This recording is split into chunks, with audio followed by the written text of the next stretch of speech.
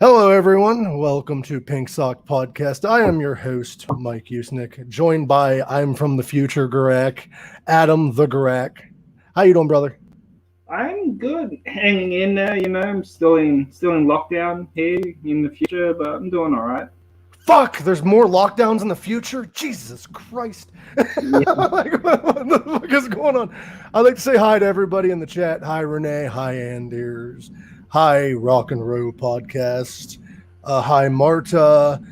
Hi, everyone. And we also have Poe and Adam in the back. That sounds like like their side band, Poe and Adam. Yeah, it does. It's like Adam and Eve. I don't think they could repopulate, though. They're two dudes. I don't think that's a thing in 2021 yet, anyway. They might come out with that. It could be. But let's get some of our promotions out of the way, because we do have some future episodes of Pink Sock Podcast. Next week, is it? The 23rd, yes. We have Tower Stories with our buddy Jeff Towers. He's going to tell some stories about when he worked with Wasp and some stories about Motley Crue, which is going to be fucking kick-ass. Then we have Eric 13 of Combi Christ and Sex Slaves. Woo! Sex Slaves, that's my favorite. Never heard the band, but make sure you add music make sure you add music at the end of Sex Slaves, so you know it's the band. Yeah, he doesn't like collect them in his like under his bed or anything. Like, that's not his. And then we have Guy Fieri. Michael McVeigh. Michael McVeigh on the show. Good friend of mine. He's going to listen to this and be like, fuck you, Mike. Yeah, I'm going to cancel this show. I love his smile in this photo. I laugh every time because it looks like I just farted. I wonder if anybody's going to notice. But we also have the Sock and Row podcast with me and Rob Rowe. We're going to be covering Weird Al.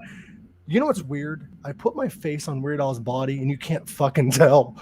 you can't fucking tell at all. It just looks like I'm trying to drown myself.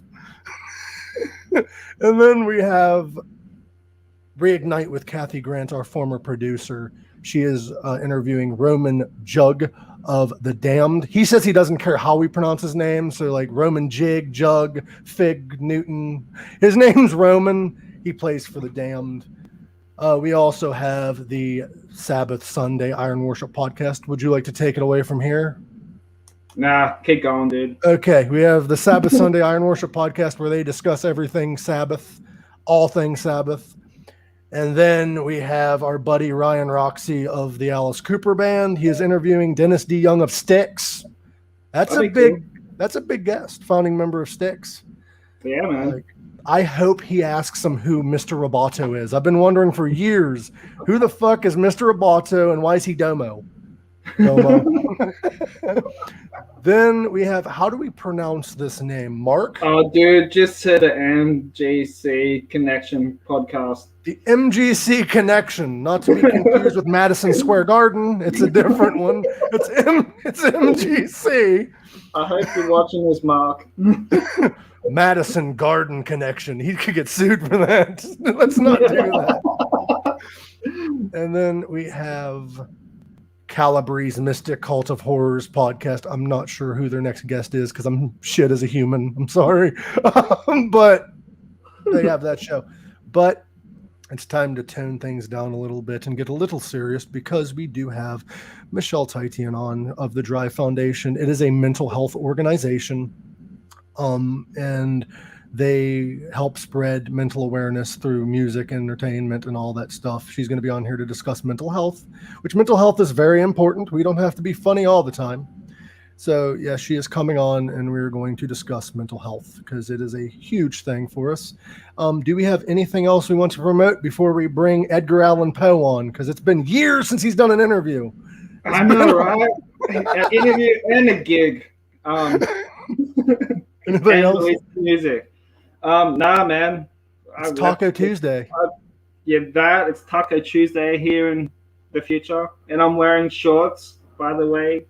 I'm not naked, so it's all good. See, today for us, since it's still Monday, we're not from the future. It's Man Bun Monday.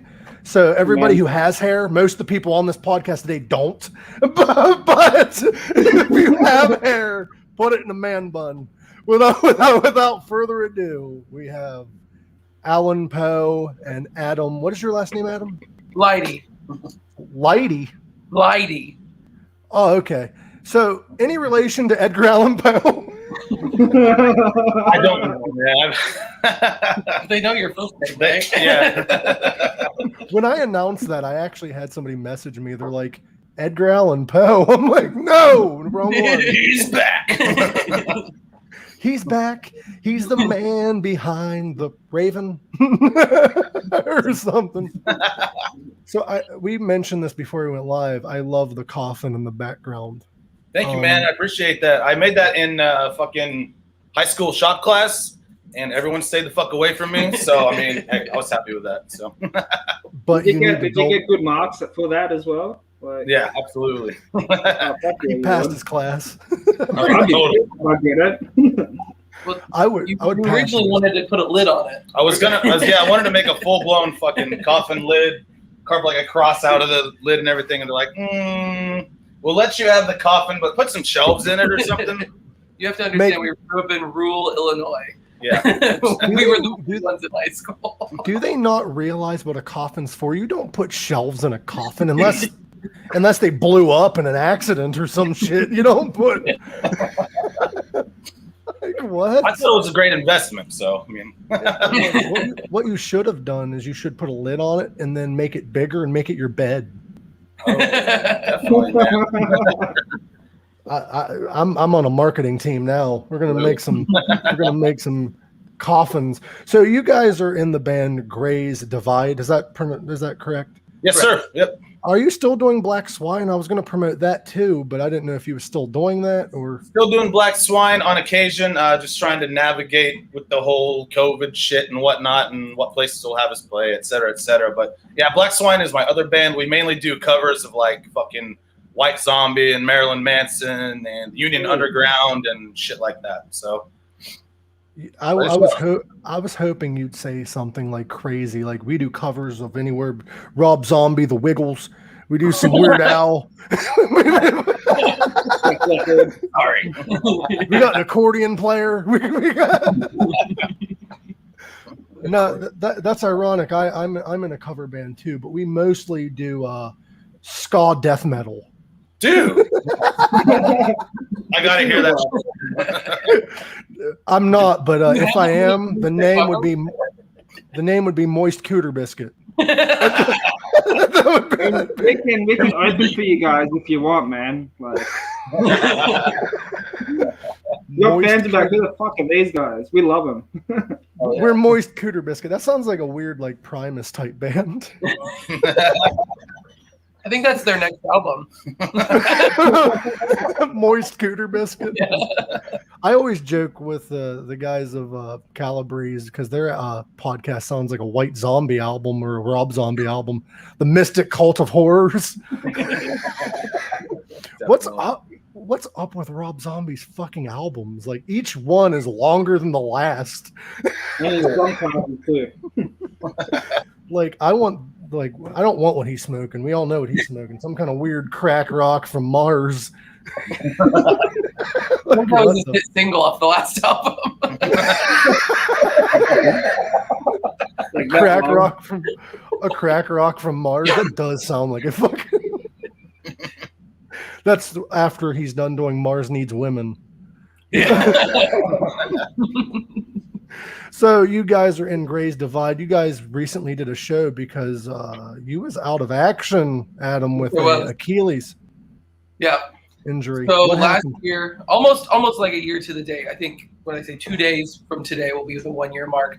I was on my way home from St. Louis. I hit up a couple breweries. I was hanging out with a friend, and I was behind a semi. I went to pass the semi, and I looked over, said something, looked back, and then there was taillights from another semi in the passing lane.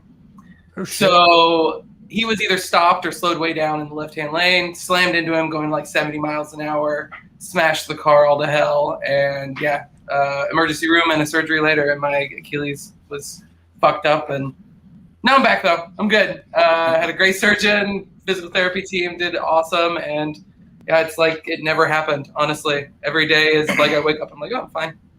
It could have been worse. You could have had Oh, your way leg worse. amputated, or Yeah. I was really hoping for a cyborg foot, but that's a big too, I guess. yeah, because if you got a cyborg foot, that wouldn't go to sleep while he's trying to hit the bass drum. It could just keep going. Have you guys ever seen that video of like the drummer with the robot arm? And the joke is it got stuck on jerk off mode because it's just like. Honestly, like people are like, "That's talent." I'm like, you set your robotic arm to do this. Don't do that. Keep the arm cut off. We need another Rick Allen in this world. That dude had so many pedals. You have no idea how many Def Leppard jokes I heard. Like 4 months worth. It was every fucking day I ran into somebody that knew that I played the drums. They're like, "Oh, well, a guy from Def Leppard does it. Why can't you?" Wrong fucking limb, asshole. Yeah.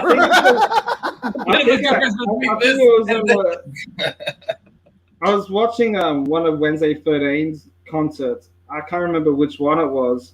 I think it was Bloodstock, the one you done like 2 years ago. He goes, "Everybody put your hands in the air unless you're the guy from Def Leppard."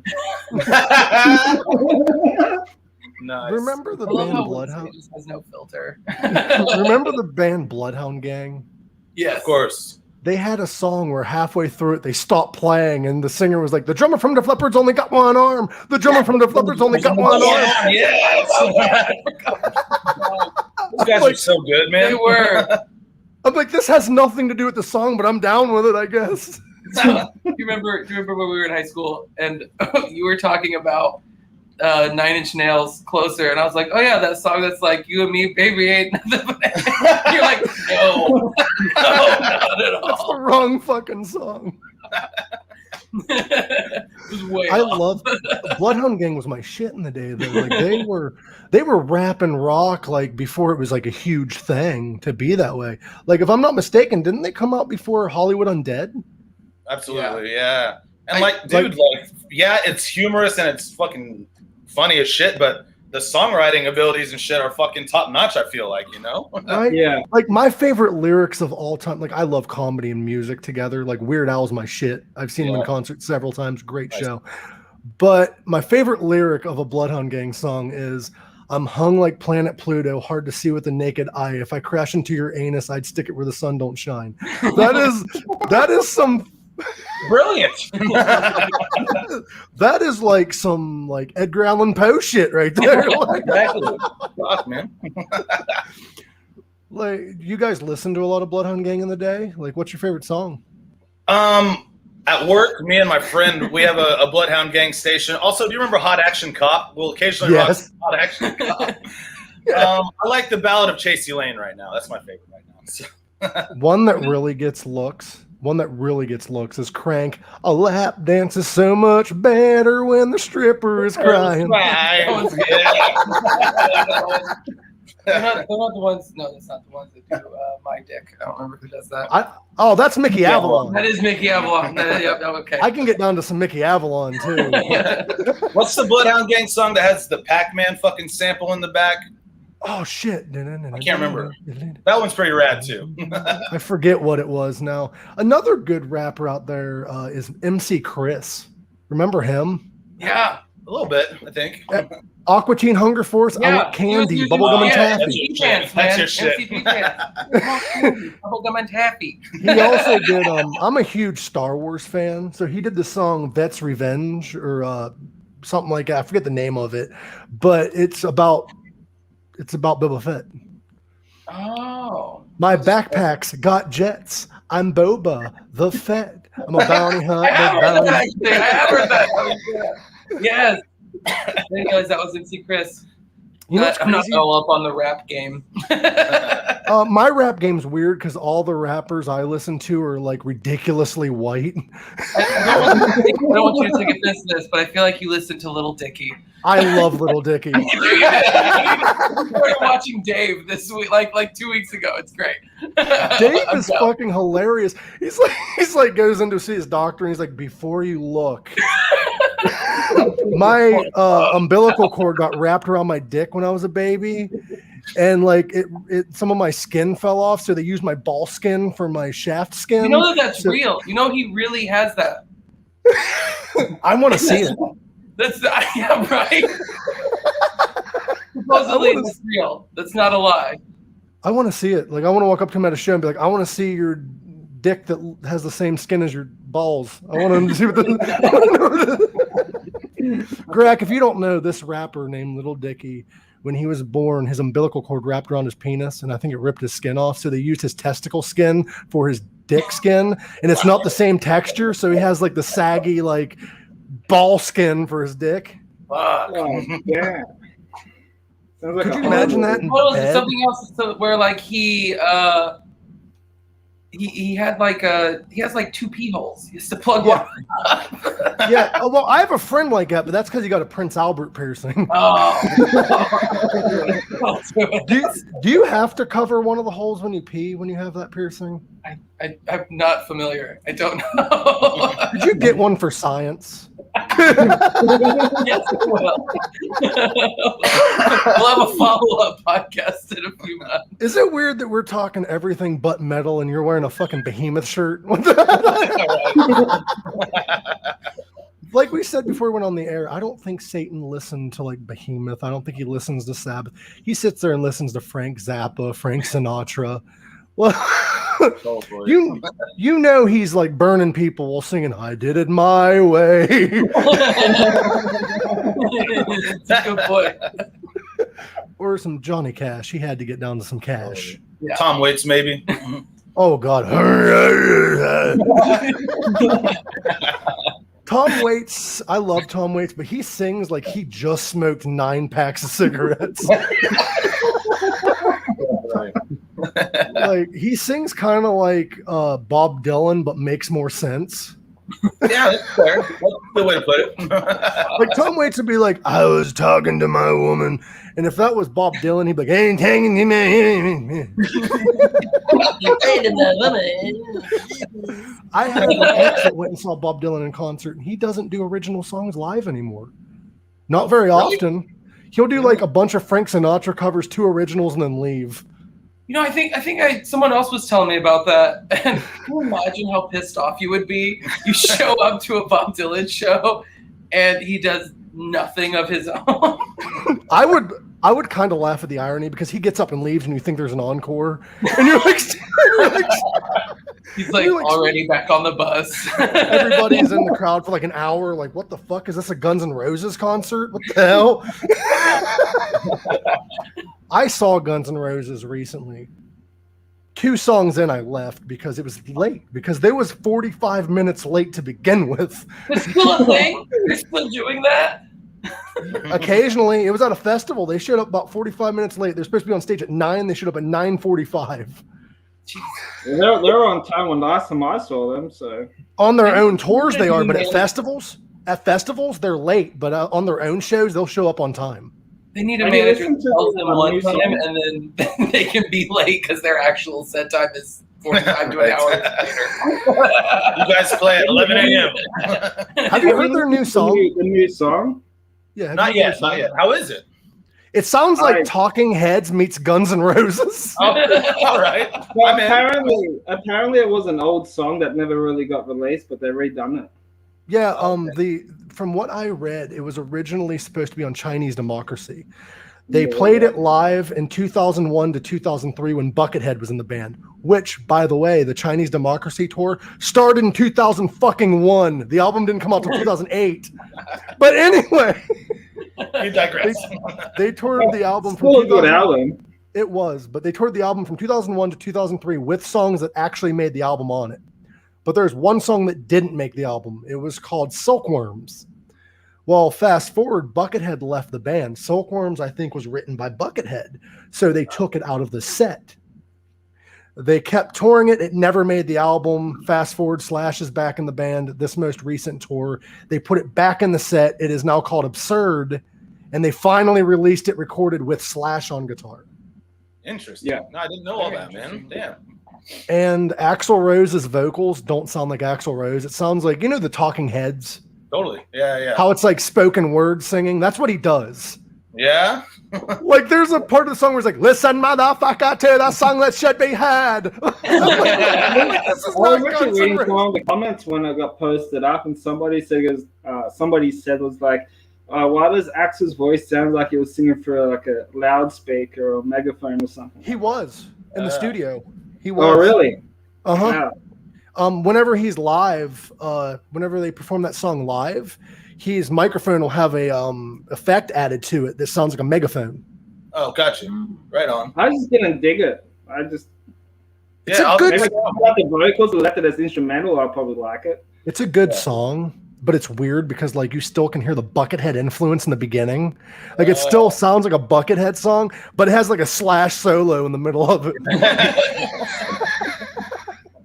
And Axl will randomly add his like classic high pitched scream just so that you're like, oh yeah, that's Guns N' Roses. Just like a.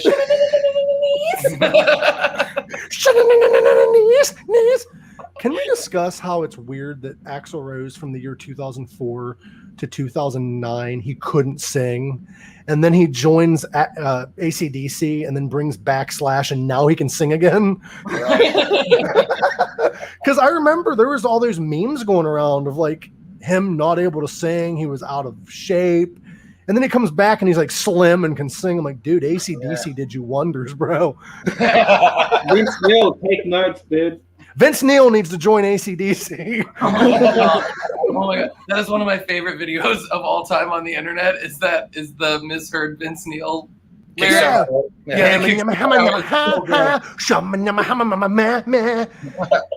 My favorite part of that video is Big Mac 103. Yes. Anytime I'm feeling sad, I just watch that video and it automatically makes me feel better. Did you see the cameo video he did? Oh yeah, where he's all wasted shit. Somebody paid $500 for Vince to be like, his video goes out to Hank and Bob. I mean, let's be honest. The person that buys a cameo from him, they expect that that's what they're gonna get. Also, they probably loved it. They did. They actually came out and said that it's kind of disappointing, but they still love that Vince Neil did a video for them. They're like, hey, Vince Neil's wasted drunk in this video. Come on. He's all fucked up. Well, what kind of pisses me off a little bit is like Vince came out and he was like, oh, Ozzy, you guys want to hear Ozzy Osbourne? I can talk to you like him. Please do. Oh, how you guys doing this evening? Great, Ozzy. How are you? I took a shit the other day and it looked like Gary Busey. The fucking thing. I feel like I can understand too many of those words. Well, I'm impersonating Ozzy now, not Osbourne. Oh, not like on the Osbournes. No, on the Osbournes, he was like,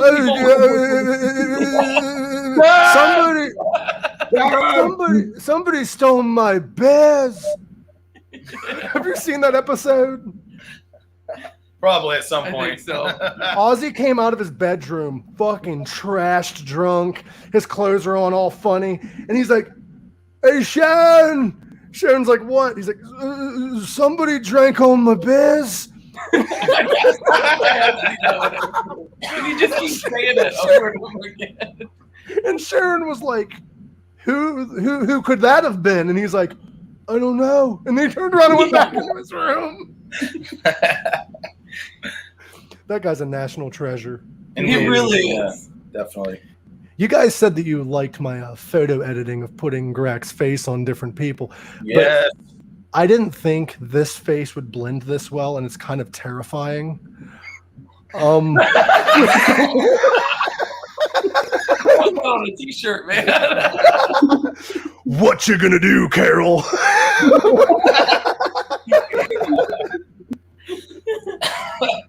Yeah, The thing Hogan's face just blends so well with Tiger King. It does. Like, what you gonna do? Are you friends with this Adam Ray Thompson? Yeah. He shot our video for Faceless Savior. Oh, yeah. Oh, nice. Faceless Savior. What's that song about? It's about things and stuff. Oh, you're starting to sound like Boomhauer. That's about things and stuff. No, thank you, sir. Yeah, Adam's a cool dude. 3 Adams in this fucking chat now. Yeah, we got I 3. appreciate that, dude. There's a lot of Adams. We need to start changing names. That's why I went for the future. All you Adams should start a band called Adam and the Not Ants. And you should just be an Adam and the Ants cover band. Gorak, weren't you a Doof Warrior the other day for the episode? Yeah. That's good. That, I like but then like Eric 13, because I'm on Eric 13's Patreon, and I'm on like his private Instagram page, and he does like these Friday night live streams, and he goes, Gorak from the future, we're going to be doing this podcast together, and it's like this popular thing on YouTube. I'm like, popular? I'll take that. We're popular, man. We got to meet up the hype. Shit. You guys have had some rad guests, though, man. I mean, how'd you guys get hooked up with like Ryan Roxy and shit? I mean, you just start hitting them up, or how did that come? Funny story about Ryan. All the guests kind of flowed in after Ryan because he's a relatively known name. But Ryan, I actually met. It wasn't at an Alice show. Alice's backing band will do something called the Goon Squad. Those are so rad, dude. I love that shit. Yeah, they'll do the lineup, but do covers and things off of their like solo shit. Like they won't do like Alice songs usually. Right. Like they'll do like one like School's Out. But they came out one day and I didn't really meet Ryan that night, but I started like trolling him on Instagram like the asshole that I am. And like he would post a picture and I'm like, oh, that's Kip Winger. I love that guy. but I just fuck with him. And then we started talking on Instagram. We met at a Goon Squad show and we've been friends ever since. He supports the show. I support his. And that's so cool. Eventually he just came on the show, and due to him coming on the show, AC Slade and Ryan are friends and Grack knows AC. So we kind of, it's all about knowing people. And then we're getting Michelle Titian on the show because legendary producer Steve Brown, who is no longer with us, he passed away last year, or was it this year? Beginning of this year, I think it was. Dude, I can't remember. I think it was early this year. There's so many deaths. I think it was like a week after you interviewed him. Yeah, we were. If I'm not mistaken. No, it was like a month after. A month after? Yeah. Yeah. He was on the show, and he talked about the Dry Foundation, and he wanted to come back on with Michelle to discuss the Dry Foundation. And in his memory, we were bringing her on to discuss the Dry Foundation. We're dedicating that entire episode to the memory of producer Steve Brown. That's great. That's awesome. Yeah. And then I came along. And then he came along. Originally, we had my buddy Tony as the co-host, but he's going to college. He can't really do it anymore. So we brought Adam on. The regular guest. Yeah, as a regular guest. Have you guys had you guys haven't had Chuck Garrick on yet, have you? Not yet. I'm working on it. Oh, that's right. I love fucking Bisto Blanco, man. So I got that book too. Yeah, dude. I think that's how me and Gorak started chatting on Instagram. I think I was doing some guitar videos or something, like trying to learn like breakdown, I think maybe, and I looked up like the hashtag Bisto Blanco. I saw him jamming. I'm like, hey, how's that fucking intro go or whatever? Yeah. How did you guys fucking meet? We met through Ryan Roxy's chat, I believe, on In the Trenches, and then I started Pink Sock not long after that. We were gonna say Tinder, but that'd be just too weird. No, we met on Grindr actually. We went on Craigslist and under Men Seeking Men.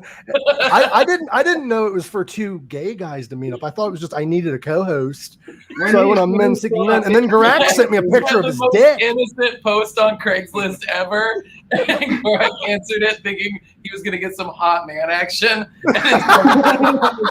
When he saw that picture, he hasn't figured out a way to get out of it yet. Well, he saw the word pink sock, and he's like, "Oh." He was in.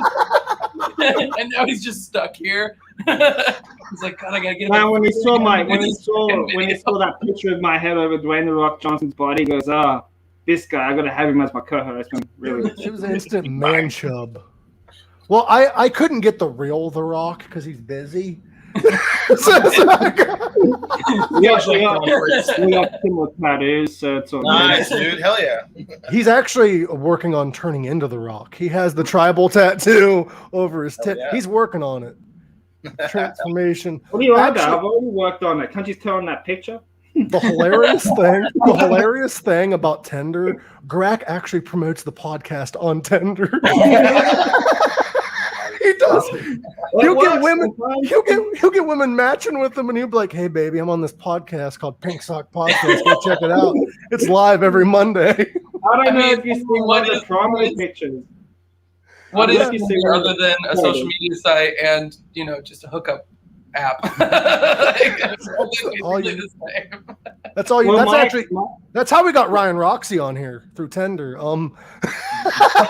Well, I remember one of the promo pictures you made, and it was us. I mean, it was my head. It was me holding a sign, Pink Sock Podcast. Blah, blah, Oh, blah, yeah. blah. Advertise on Tinder, right on the corner. No, I put. He was holding up one of them signs, and it says "Pink Sock Podcast live every Monday and ahead of the time." And down in the corner of the poster, with like an asterisk, it said "As seen on Tinder." So if you guys want autographed copies of that, because I got bills to pay since I'm still in lockdown. So Now Better than I the know. weekend. I know Ellen is a jack of all trades, a jack off of all trades, or whatever you want to call him. He also has his own merch company, I do. Yes. What's Condemned it called? culture, as you can see right there. Condemned Culture, and we got whoever this sexy guy is. Is Ace that Von Johnson. Is that Ace Von Johnson? You even lift, bro? And then, who's this Oh. guy? Who's that guy? Hell yeah. Oh no, same guy as this. I don't know. I was your fanboy. There you go. Nice. Yeah. Man. Yeah, I appreciate the support, man. I've always had an appreciation for just badass fucking clothes. I mean, I've wore band tees fucking basically since elementary school, fucking buying Marilyn Manson tees and shit at the disc jockey. Do you remember disc jockeys at all? That was back in the day. Back in the day, man. Fuck yeah. Disc jockey became FYE, became MT Mall. That was back when bands used to actually sell CDs at their merch Yeah, tables. dude. Now they It's just so have like crazy. now most local bands anyway have just papers that have like the Spotify links and shit. We have Welcome. those. We have some download cards. We still have some physical copies We do. too, though. We do so. have physical copies.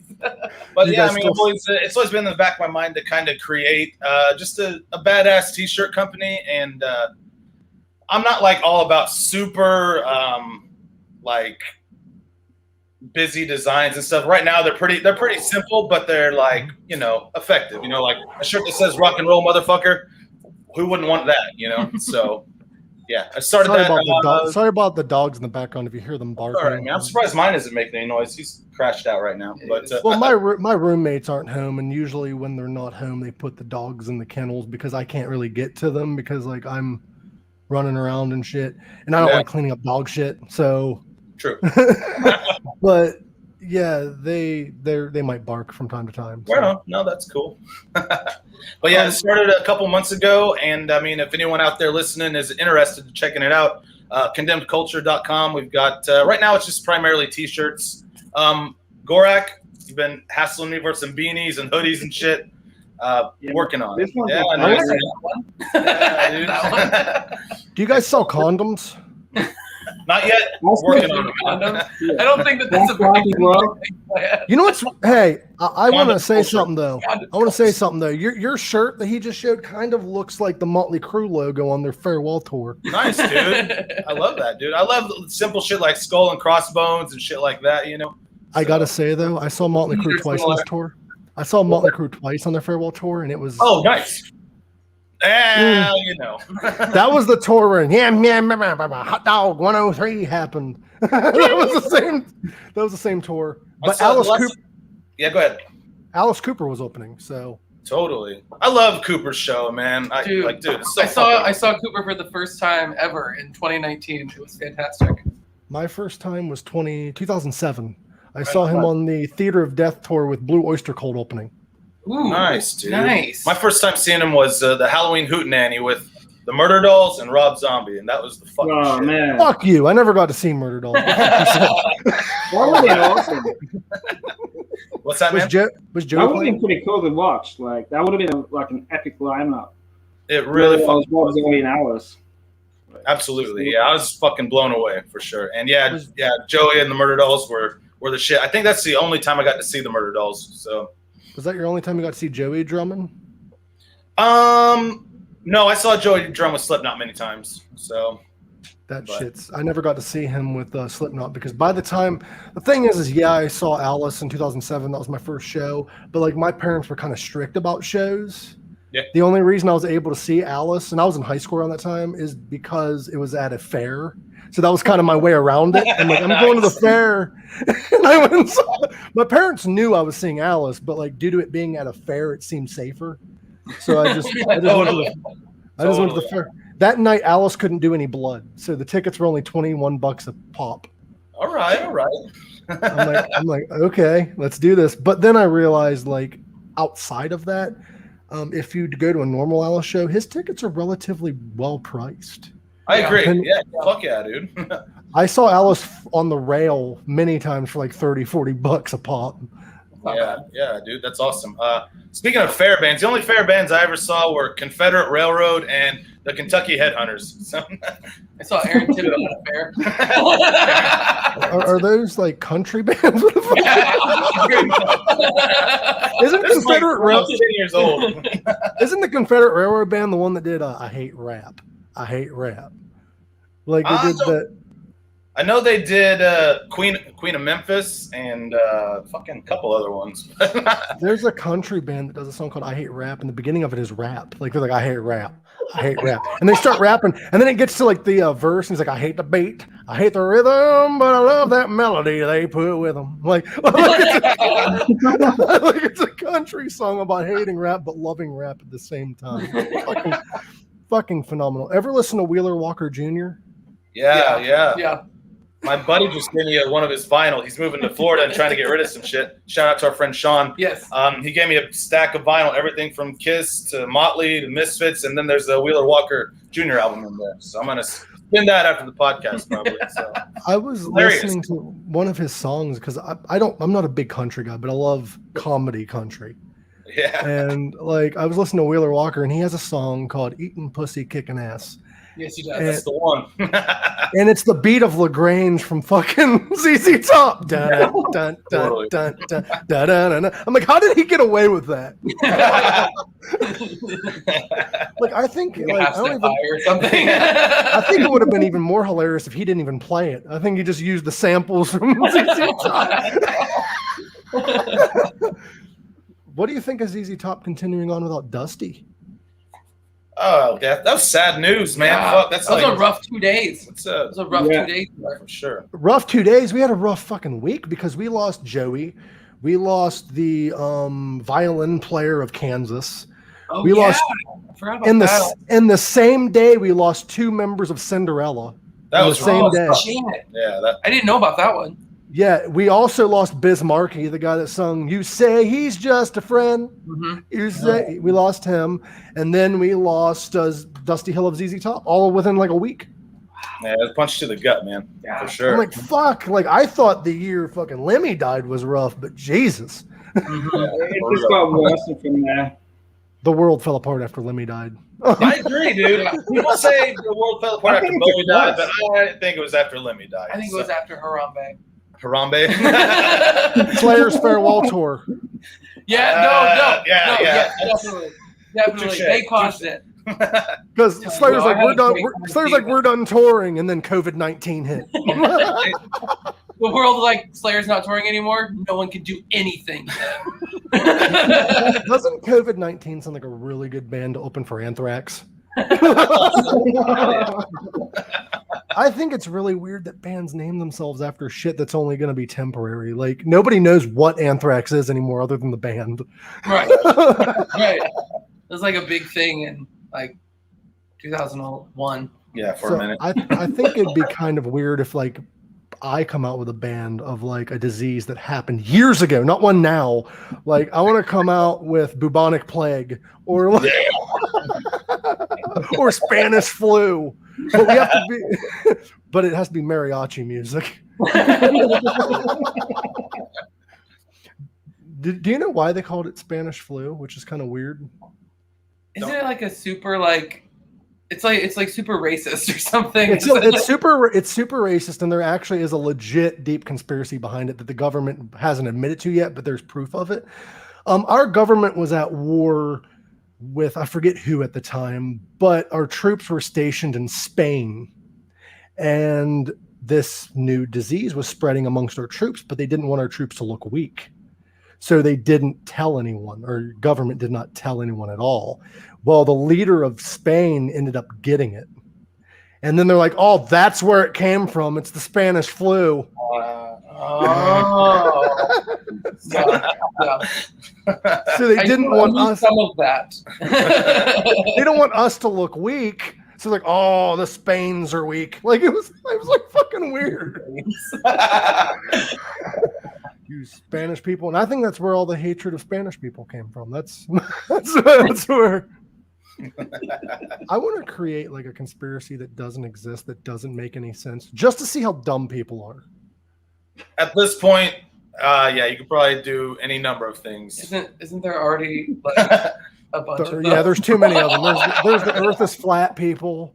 The QAnon shit was crazy. How many people ate that up? You know the what's QAnon really shit? You know what's really crazy? QAnon's nuts, but there is a whole group of people, a comedian I watched the other day discuss this. There's a whole group of people that think the sun is bullshit. No way. They think that big ball in the sky. Okay, I'm currently living in Phoenix, Arizona. I can tell you the sun's fucking real. It was 125 degrees a couple weeks ago. The sun's fucking real. It's alive and well. That's alive and well. Have you always lived in Arizona? I thought you were like from Kentucky or some shit. I'm from Ohio. I'm moving back to Ohio next year sometime. But I moved out to Phoenix temporarily. My roommate and friend Tony is out here going to college, and I just said, fuck it, packed all my shit and came out here with him.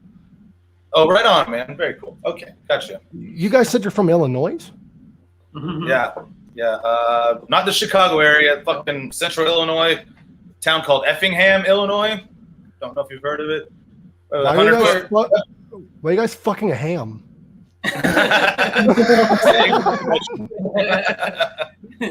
That reminds me of Ted. F. Scott Fitzgerald. What the fuck did Scott Fitzgerald do?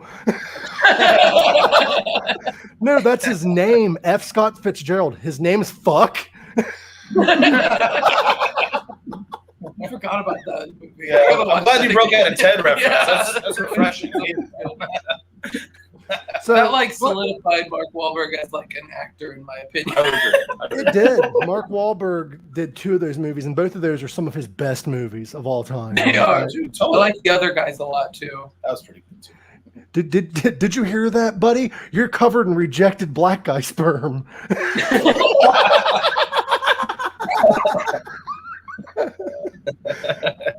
You guys are a fan of comedy, obviously. Have you guys heard of Tom Segura? Oh God, I went and saw him That's in 2019. Yeah.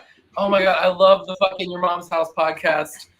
Did you ever see when he was on that all those morning talk shows? He acted like a DJ. His name's DJ Dad Mouth. I think I did. I saw some of that. Yes. He showed up on a daytime. He showed up on a morning show, and they actually cut it a little short because he showed up dressed up like a fuking DJ. And they're like, "We got Tom Segura here." He's like, "Oh no, I'm not Tom anymore. Comedy is like my side thing now. I'm now a DJ." Last week I came out as straight, and then I came out as gay. Now I'm like gender asteroid neutral. And the interviewer's like, "What the fuck is gender asteroid neutral?" He's like, "I'm like gay in space." I have a Tom Segura shirt that I bought at his whenever I saw him, and it's his face with like a tear rolling down. It's like a drawing. It just says "Piss on me, beat me," and I wore that on like a date one time because like I thought it'd be funny, and she was like, "I mean, if you're into that, but I'm not really that." I was like, "No, it's just a joke." Right? And it's funny because she goes, "Is that you on your shirt?"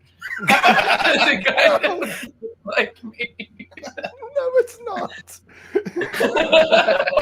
Is that when the date didn't go well because she didn't know who Tom Segura was? Was that when the date went bad? Fine. I think it ended up fine. I don't remember.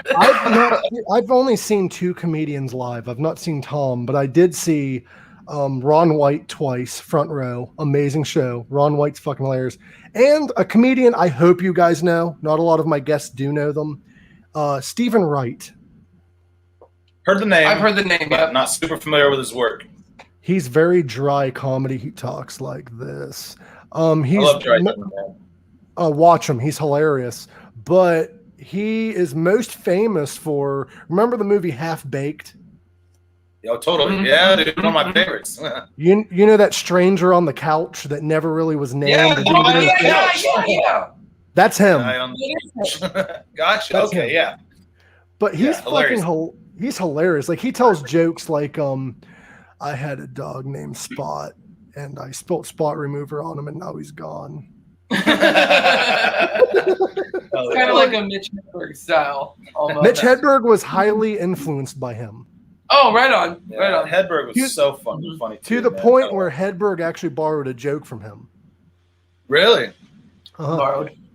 Stephen Wright in 1980s was like, I bought an ant farm and they didn't grow anything. I tried giving them tractors, nothing. Well, Mitch Hedberg borrowed it, and he went way far with it. Like, it was hilarious. He was like, I bought an ant farm. Them fuckers didn't grow shit. I was like, come on, grow me something. Grow me corn. I could rip off your little legs. You look like little black snowmen. Hedberg was awesome. Like, for sure. We it's been quite a few years. We saw Brian Posehn in St. Louis at the Funny Bone. And I fucking love Brian Posehn. Dude, it was Have you listened to his album Dad Metal? Yeah, I actually reviewed that album. I had it sent to me to review it for a media company I help run. It's so good. It's so good. I listened to it at the gym one night, and I was like dying laughing and like on the elliptical. It was stupid. I'm 1/4 Viking or some shit like that. The one that really had me dying laughing is the Weird Al Yankovic appearance in that goddamn album. Yes, that was so good. That was a shocker. Or Grandpa Metal that was dedicated about Scott Ian. So it was about Scott Ian. It's Scott about Ian Scott doesn't Ian. like anything new. He only likes Grandpa Metal. Yeah, he's like, have you heard of this new band called Coffin Cough? And he's like, no, what the fuck's that? He's like, it sounds like Early Maiden. Well, if I want to listen to Early Maiden, I'll just listen to Early Maiden. I heard Scott Ian's actually like that. I could see. Yeah. I could see. I've heard that. I can definitely see that. Speaking of thrash, favorite thrash band? Testament. Ooh, Yeah. I'm with you on that. Testament and Megadeth for me. Yeah. I feel like Testament was. I mean, I know they came out. They came out a little after like your Slayer and Metallica, right? Like a couple years. Mm-hmm. But I think Testament is like just as fucking good. I think they belong if not on better. 4 more Yeah. than Anthrax. I go for Death Angel, man. I think they're very underrated. Absolutely, man. Yeah. If you want to know, Did you hear the album that they released in early 2019? Dark Roots of Earth? No. It's the newest one. Fuck, what is it? Can't remember. It's so good. Testament? It's so good. Start to finish. And it's like, you listen to it and you're like, oh my God. They're like in their late 50s and they're putting out this fucking masterpiece of a music. We have this joke. Oh, yeah, I know what you're talking about. Yeah. That Chuck Billy checks in the hotels as Charles William. He uses that in formal settings. I got an idea for an album for you guys. What's that? An album called What the Fuck Is It? So whenever people are like, that new album they released, what the fuck is it? And everybody's like, I don't know. Hell yeah. I saw someone comment Exodus. Exodus fucking rules too. Yes. Speaking of Exodus, Grace Divide is playing a festival down in Cave-In Rock called Full Terror Assault. September 9th that has Exodus and Nunslaughter and Devourment and fucking all kinds of heavy ass motherfucking bands. So That's awesome, dude. pretty excited about that one. Where's this? Congrats. That's in Cave-In Rock, Illinois, like the Southern Illinois. Illinois, Like the Shawnee area. Illinois-Kentucky border, like right on the Ohio River. So Oh, You it's can close to literally King Turkey. Over the river. it's close to what? King Turkey. Probably. Turkey. No, when I met, I'm a wrestling fan. I met a guy by the name of New Jack. Dude, New Jack was the shit. I met him when I was like 14, and he was a really nice guy. A lot of people have differing stories. He was nice to me. And I had mentioned how Did he jump off of a balcony onto you and put you through a table? No, so we're good. But no, he was a cool guy. You just had to watch approaching him because he's blind in one eye. I didn't know that. And if you know anything about New Jack, he's a fucking scary guy. He'll stab you. He will. He will stab you and not think about it. He's done it before. But when I met, you heard that he passed away, right? Recently. Yeah. Unfortunately, I was actually trying to get him on this podcast. Oh, that would have been rad. But New Jack, great guy. To me, anyway. I haven't talked to him since then. Like I doubt he would have known who I was if I even asked him to be on the show. But I was working on it. But he told me a story about when he went to Kentucky, and he calls it King Turkey because that's how the people in Kentucky say Kentucky. I live in King Turkey. So he calls it King Turkey. Oh, dude. But yeah, New Jack, I love that old school ECW shit, man. The Dudley Boys, fucking Rob Van Dam, Tommy Dreamer, all those dudes, man. That was the shit. Rob Van Dam's awesome. He also, rumor has it, Rob Van Dam's blood level has a lot of THC. Like if he takes a blood test, he might test positive for some blood in his system. He might test positive for some blood in his THC.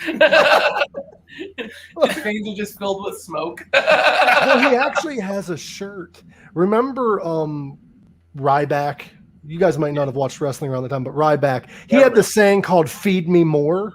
Yes. Well, RVD was in TNA at the time, and he made his own shirt that says "Weed Me More," and it has a picture of a pot leaf, and it says 420. Nice. Like he's a marketing genius. Like he has a lot of really cool shit. Like, but with New Jack, he actually was blind in one eye because you need to watch his documentary. He has it on Vice.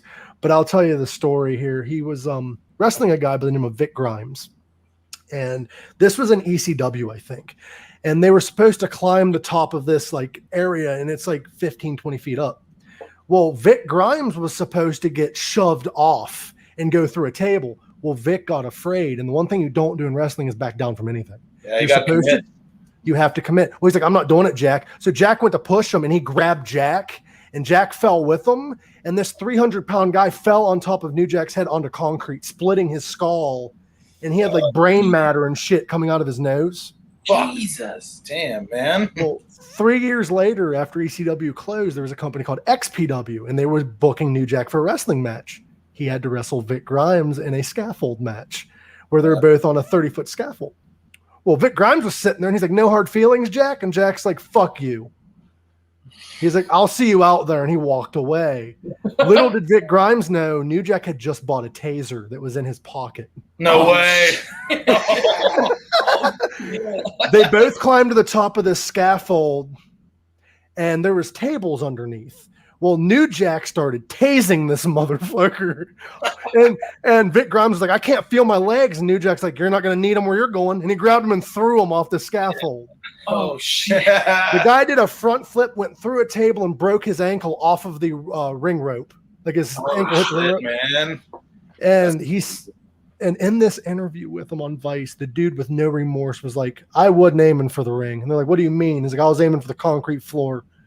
And he's like, "I was remembering walking down that scaffold, pissed off that I missed the target." Brutal. Wow. Well, the thing is, New Jack was pissed off because Vic Grimes pretty much almost ended his career and never called him once to see if he's all right. Never, nothing. Wow. And he's like, "Yeah, I'll wrestle him." Are you guys familiar with Australian wrestling? What's that? Not too Are much. you guys familiar with it? Okay. I watched Australian wrestling once. It was just them fighting a kangaroo. That was the Australian version of ECW. Okay. We have a wrestler here named Mr. Fudge. Oh, God. That's Garak. Don't let Garak lie to you. That's him. He did tattoo cover up. Yeah. I actually did, like.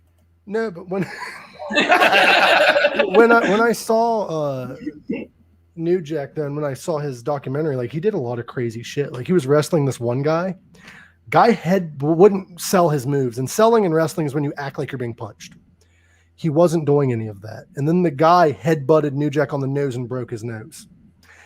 The funny part of the interview was New Jack's like, my big ass nose is big as it is. You don't need to make it any bigger. So he said he grabbed this guy in a headlock, and he had, them Wolverine blades that you put on your hand and the blades come out. Yep. He had one of those, but one of the blades broke off, so he put it in his pocket. He pulled out a fucking Wolverine blade and stabbed this guy 9 times. Oh, God, dude. He went to court, and the judge is like, you stabbed this man 12 times. And New Jack's like, 9. And the judge is like, why do you say 9? He's like, I fucking counted. Jesus. You guys remember when David Arquette was in a fucking death match with like Nick Gage or some shit and fucking No, he got sliced here, and he almost died because they sliced his. Yeah, he's a wrestler now. Well, it's kind of weird, fake, man. What the hell? You know what's weird about David Arquette? David Arquette started wrestling recently, but his debut in wrestling, he became WCW World Heavyweight Champ. Nobody debuts as world champ. I remember that, dude. Wasn't there like a movie or like a documentary of that or something like that? No, what happened was the reasoning why he was made world champion is because they were promoting Ready to Rumble. And that was the movie. Yeah. The thing is, make DDP champ or somebody in the goddamn movie that's a real wrestler. Don't bring in a fucking actor off the street and give them the world title. What the fuck is wrong with you? Like, that actually destroyed WCW. Like, they died like a few years later. Yeah. Like, it was awful. Like, you remember IC in WCW back in the day? Oh, yeah, with Vampiro. Yeah, totally. And then before that, for a while. Before that, it was the Misfits with Vampiro, and then they brought in ICP. Yeah, totally. Yeah, good times, man. ICP. Yeah, I agree. I actually, I watched more WCW back then than like WWE. And that was my opinion. I was kind of opposite. I was more of a WWF fan, but I love WCW. Don't get me wrong. But, well, the Attitude Era. Yeah, a lot of people don't realize this. Most of their characters, if not all, was stolen from ECW because ECW had the great idea, but they didn't have the national audience. What better thing to do than to steal from this company and then buy it later? ECW was shit back in the day. Stone Cold, I agree. Stone Cold was an idea taken from the Sandman. Yeah, totally, dude. Mankind beers and shit way before Stone Cold. Mankind and Cactus Jack was both taken from New Jack because he was jumping off of shit. Yeah. Mick Foley actually personally called New Jack and thanked him for quitting ECW because he didn't have to jump off shit anymore. So many balcony dives. Up the page. Like, Jesus. But what pissed me off as a wrestling fan back then was like WWE would buy guys from other companies that could make their product better and then would just have them lose or make them look awful. Like DDP was brought in and he just stalked The Undertaker and lost to him. Like he was the stalker for like his wife or some stupid shit. Your shirt reminds me of a story I heard. Behemoth. Yeah. I was on Instagram one day, and I follow the guys at Behemoth, and I also follow Rob Halford of Judas Priest. Rob Halford is a huge modern metal fan. I don't know if you guys are aware. This motherfucker posted online him holding a guitar pick next to the singer of Behemoth, and he's like, guess who I saw tonight, and I caught a guitar pick. I'm like, wait, he personally bought a ticket to see Behemoth, and they invited him backstage. And then fought his way up front. Can you imagine if they had a show and you see Rob Halford like trying to squeeze by you? I think the crowd was just like, fuck it, it's Rob Halford, and they just split for him. Side note, did you see that video of Guy Fieri and his son at a Slipknot concert? No. Oh, man. He's like got a hoodie on. It's all incognito. And he's just like... he's like straight down to Flavor Town, man. I would get really confused because I'd be like, is that Guy Fieri or is that Sammy Hagar?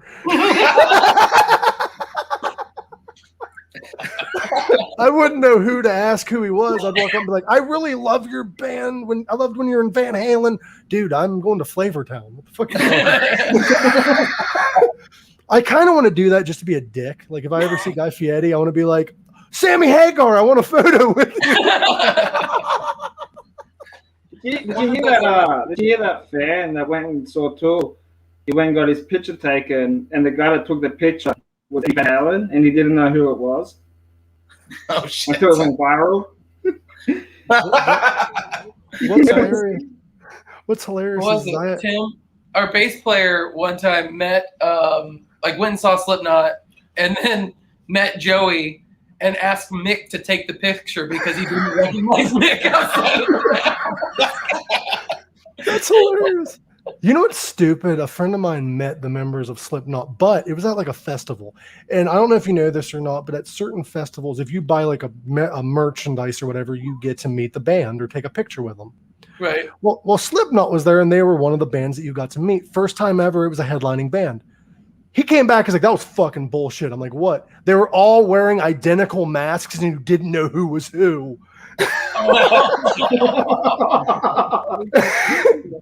And all it was like you walk up, take a picture with them, and leave. So he's like, I didn't know who the fuck I was taking a picture with. Oh shit! Like, he's like, can you at least pull your sleeves up so I know what tattoos you got? Like, what the fuck? I noticed bands, and Corey Taylor even does it, has tattoos of their band on them. Like, do you guys have a tattoo like that? Kind of. I have this clock, which is from the very first Gray's Divide EP. So that's as close as I have to like a band tattoo. So. And then I have this is our old band's logo. It was buried in black. But yeah. I drew this when I worked at a porn shop, actually. Speaking of Corey Taylor. Buried in Black sounds like a porn title. What? It sounds like a good Friday night. No, that kind of reminds me. The reason why I asked that is I saw this, like, I forget who it was, but it was some comedy artist. And they did a music video, and it showed like the name of their band tattooed on them. And then the band broke up in the music video, so they put an X through it, and they tattooed the next band underneath of it. I saw this one that's really cool, and you should probably do that with that tattoo since they're not together anymore. You should. I saw this person got like a tramp stamp of like their boyfriend or whatever on them, and when they broke up, they put a void sticker tattoo over top of it. So you should get a void sticker. Like a stamp. It's like a movement stamper. Yeah. So what bands, I'm going to ask some real questions here since we're an hour in and all we did was talk about random shit like we normally do. I love it, dude. This is why I love bringing people on, because it's something different. It's a taste of differency. That was a huge appeal of coming on here, actually. Like, I loved just the off-the-cuff style, man. Fuck yeah. Well, it's less of an interview, and you get to know, like, kind of the person a little more. You know what I mean? Like, it's in my opinion, that's what an interview should be. You get to know the person, not like, oh, who influenced you or whatever. Like, that style is great and all. It really is, like, for certain people. But, like, everybody doing it just... it's too much. Like, well, that's the reason why I get you guys on here, because I know you guys will dig it. So yeah, dude, we're having a great time. Fuck yeah. So are you guys like, who has the most hair in your band? Tim, our bass player. Okay. You talked about fucking how no one on this podcast ever has hair. I'm with Gorak in that department. I got nothing going on. I got the bandana and a hat. So I've got finally I look like this right now. At least you guys aren't doing the Bret Michaels thing and you wear the bandana over a balding head of hair. I'm proud of this shit, man. Bret Michaels wears a wig, I guess, from what I've heard. And I've heard that. Yeah, I've heard. He'll wear a bandana over top of it. Yeah. Paul, at least he admits he wears a wig. Like people in like Kiss and shit's like, we don't wear wigs. I'm like, okay, hear me out on this. Like they might not off stage, but like on stage, they almost have to, because like Paul Stanley, as we all know, did the whole Phantom of the Opera. And he had short hair during that. He went on tour with Kiss and had a full head of hair. Nobody grows hair that fast. Right. What the fuck? It's impossible. Maybe Ron Jeremy, but I was Ron Jeremy for Halloween one year. It was pretty great. Nobody can pull off the real Ron Jeremy because nobody can go that long without showering. Ron Jeremy. I did like slick my hair back and make it look like it was real greasy. It was back whenever I had long hair. It was That's great. gross. I met a friend. Well, I had a friend that met Ron Jeremy, and she's like, "I'm convinced that he doesn't use grease in his hair. That's just from not showering." Like, there's people that's worked with him in the porn industry, and he stinks, and like he falls asleep all the time because he has narcolepsy. Oh shit! I didn't know he had narcolepsy. Yeah, could you imagine? You're like, I'm going to be professional, and I'm going to unfortunately have sex with Ron Jeremy because I'm new in the industry.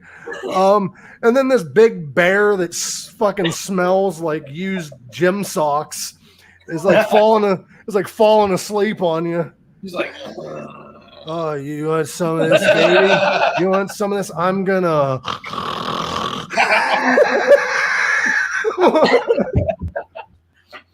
What's weird about Ron is like he did an interview one time and he can get hard on command, and it's just weird because like he grabbed the interviewer's hand without even asking if it's all right, and he's like, "Oh, feel my dick." I'm like, I think how has Ron Jeremy not been Me Too'd yet? he has. He's in jail recently. right now. He's in jail. I did not know that. He raped. Okay, here's the thing. He got away with rape for like years because he raped porn stars that he did scenes with. So people are like, "Oh, they're porn stars. That don't count." And like he would invite them to his hotel room to like discuss business or pay them, and then he'll rape them. Wow. And like he finally came out that it all happened, and he's serving time right now. Yeah, I had no idea. I didn't know that at all. Obviously, I don't follow Ron Jeremy regularly. Speaking of, Bill Cosby's out now, and he's talking about going on tour. Shit. Watch your drinks. The crazy thing about Bill Cosby is he did a show in Pennsylvania, in Pittsburgh. You might remember this. He was still on trial for this shit in Pennsylvania. And if you're on trial for something like that, you don't make jokes about that at a comedy show. That kind of shows like guilty or whatever. Right. Well, he was doing the show, and this woman got up, got a glass of water, came back. Bill Cosby stopped the show and was like, "Don't you know better than to drink in front of me?"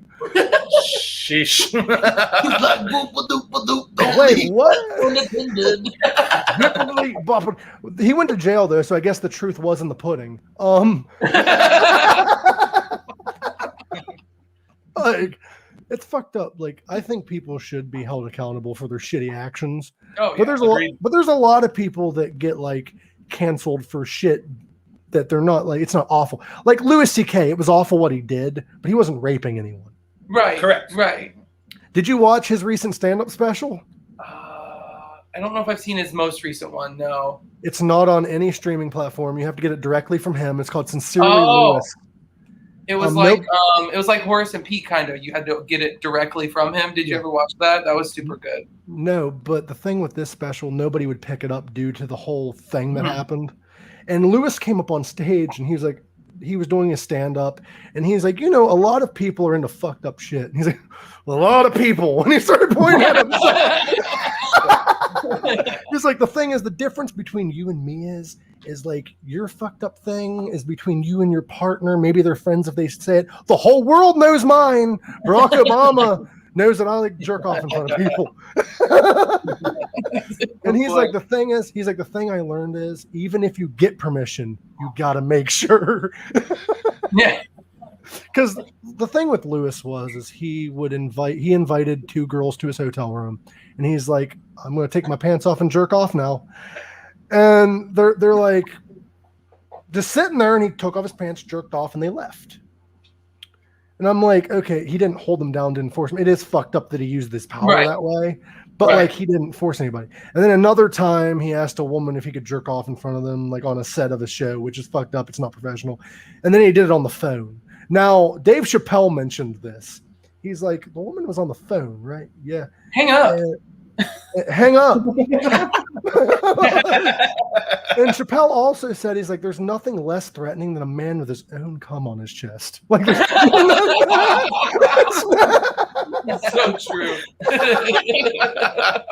like nothing less threatening. Have you seen Chappelle's, like, I would say, like 5 most recent specials that he released within the last year? I watched a couple of them. The first few that came out, I was watching them. He's still got it. He's fucking hilarious. Oh, and did you hear he recently his whole Chappelle Show thing. Netflix had Chappelle Show on it, and Dave Chappelle wasn't making any money off of it because Comedy Central owned him still. Well, he told Netflix the whole situation. They took Chappelle Show off. HBO followed suit. So did all streaming platforms, meaning Comedy Central got fucked out of all that money.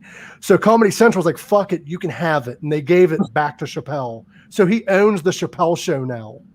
That's awesome. As it should be. That's awesome. Yeah, it definitely should be. And now a rumor has it he's working on a new season. No way. I had heard that. I did hear that. Yep, I saw like an article about it. Yeah, he's working on a new season. He actually, in 2016, before this all happened, like before he got it back, he actually brought back some characters from the Chappelle Show on Saturday Night Live. Nice, dude. Because he reenacted, that Walking Dead scene where Negan walked around and then killed that guy? He reenacted that, but with 3 of his most famous Chappelle Show characters, or 4 of them. Yeah, I remember that. Yeah, the crackhead was like, man, why you gotta have that up there, man? Every time somebody, because they're all on their knees, he's like, every time I've been on my knees, there isn't a weapon, and it's always dick. And he's like, it's like hilarious. Like each character, and then he of course plays the white guy that he always plays, Whitey or whatever it is. Yeah. But it's fucking hilarious. You need to watch that. It's great. Because the crackhead gets his head knocked off and he fucking picks it up.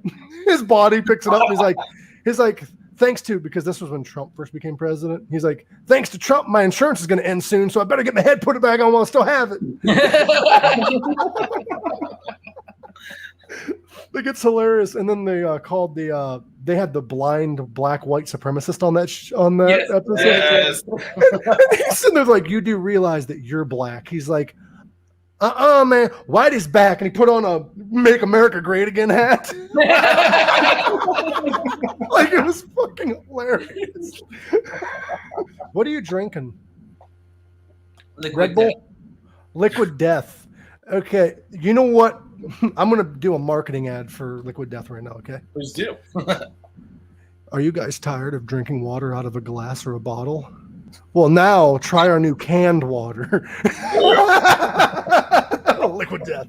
I was listening to a podcast with company. Yeah, go ahead. What's that? Isn't that Blasco's company or something? I was going to say Blasco. I was just listening to a podcast with Blasco, and I know he is a big shareholder in Liquid Death. But, I mean, he kind of explained how the idea behind Liquid Death was, like, what is the lamest kind of shit that we can make fucking badass? And lo and behold, canned water. I thought it was a bad bet. Like, I bet you can't make money off canned water. Watch me. Yeah, exactly.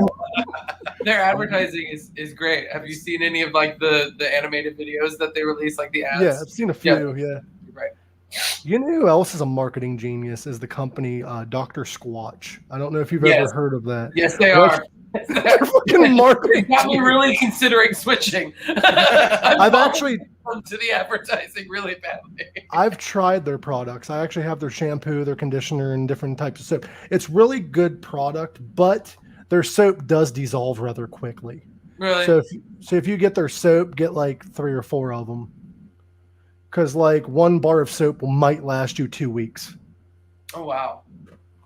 And then you'll have to get a new one. It depends on the type of soap too that you get. Like I have sensitive skin, so I can't get like pine or anything like that because I'm allergic to pine.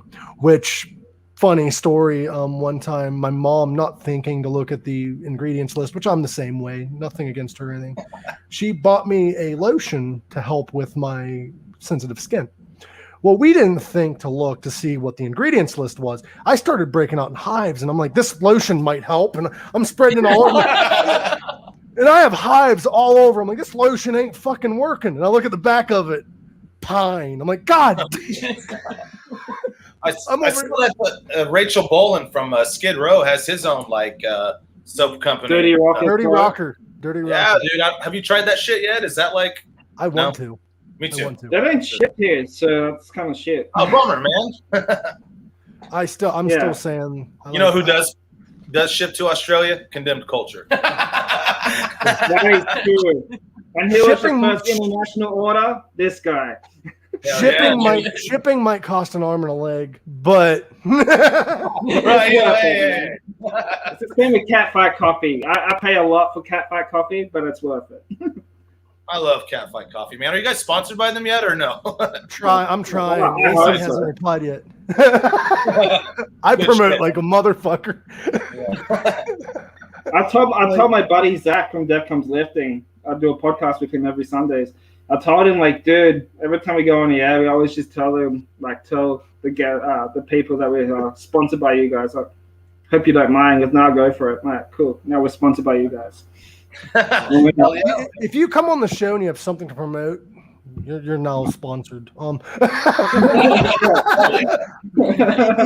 if you don't want to be, I'm like, oh, I'll promote you. Totally, man. I'm waiting for the lawsuit. You guys now, so there you go. Yeah, we got Condemned Culture. That sounds like a band, right? I wanted to have like a band T-shirt vibe, but no band. So. That's fucking hilarious. I'm gonna buy a shirt and be like, I saw them in concert. And everybody, I just want to see who's full of shit. Like, my favorite like videos online are the ones where people are like at Coachella and they're like, "Hey, are you like here to see Billy and the Squires?" and then you saw them in 2018. It's fucking great. Like, they just make up band names. They're all fucking drunk as shit. They're like, "Oh yeah, I saw Billy Squires." I saw one that was hilarious. They're like, "Are you here to see Hendrix?" And it was like some like 16-year-old that don't know much better, and she's like, "Yeah." Like, you'll be waiting a while. You're late. I love watching those interviews. There's this guy that walks the streets at like rallies and shit and like protests, and he will ask them like off the wall questions, and they'll like agree with it, and then they'll try to defend their view, but they're also like contradicting their beliefs. Like, he went to a Trump rally one time and he was asking them like all kinds of weird questions. Like, he said this, do you stand by it? And he never said that. And then they're like, "Oh yeah, I saw it on the news." This morning I saw it on the news. Who's that metal dude that walks around like and asks like people do their like best metal screams and like Jared Dines. Yeah, yes, he's hilarious, yes, man. Yes. I love his shit. I love all of his shit. Yeah. I saw I'm Jared trying Dines to get him on here, so I've sent him a couple of emails, but he hasn't replied back. I saw Better Jared- things to do I than saw hanging Jared- out with us. I saw Jared in concert. Oh, really? Nice, dude. I didn't realize he was with the band at the time, but when Trivium was touring, their guitarist Matt Heafy couldn't play guitar because he had an injury or something happened. So No, I think it was the birth of his twins. so he wasn't at the show at all. They had Jared. Are you just lying about seeing him? Because it doesn't sound like No. I didn't know if Matt Heafy was there at all because the show's a blur. I've been to like over 300. I've been to over 300 shows, so it's kind of hard to keep track. And I've saw Trivium several times, but at this particular show, Jared Dines came out to play guitar, and they had that is right because they had what's his name, the original, not the original singer, but the singer of Howard Jones. Yeah, Howard Jones sung for them. Oh yeah, that's right. Wow, cool. Yeah. So It wasn't really Trivium. It was. Like, It still sounded good. I've seen footage, and that actually sounded pretty good. it was amazing. So Cool. Jared Dines, he has those kind of chops, huh? To do Matt Heafy's or shit or whatever. Yeah. That's And killer. opening, the whole lineup was cool because Triamonte was playing too, I think, that night. Oh, I saw Alter Bridge. Never mind. Not. Oh yeah, you gave me shit. You don't even know who you saw.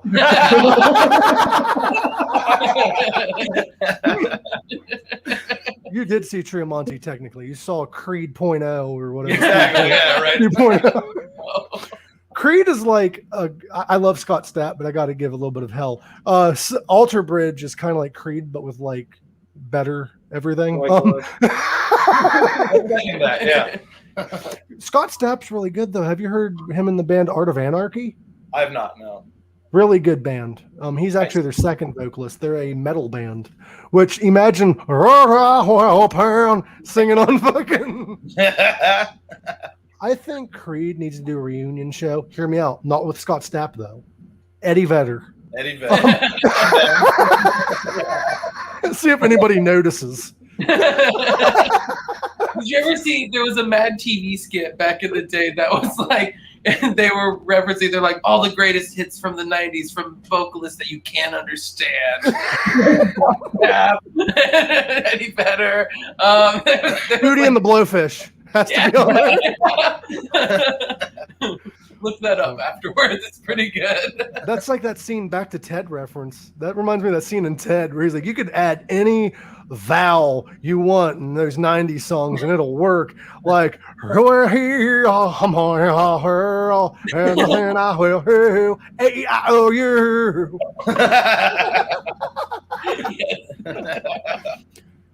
What did you guys think of, you saw The Dirt, right, on Netflix?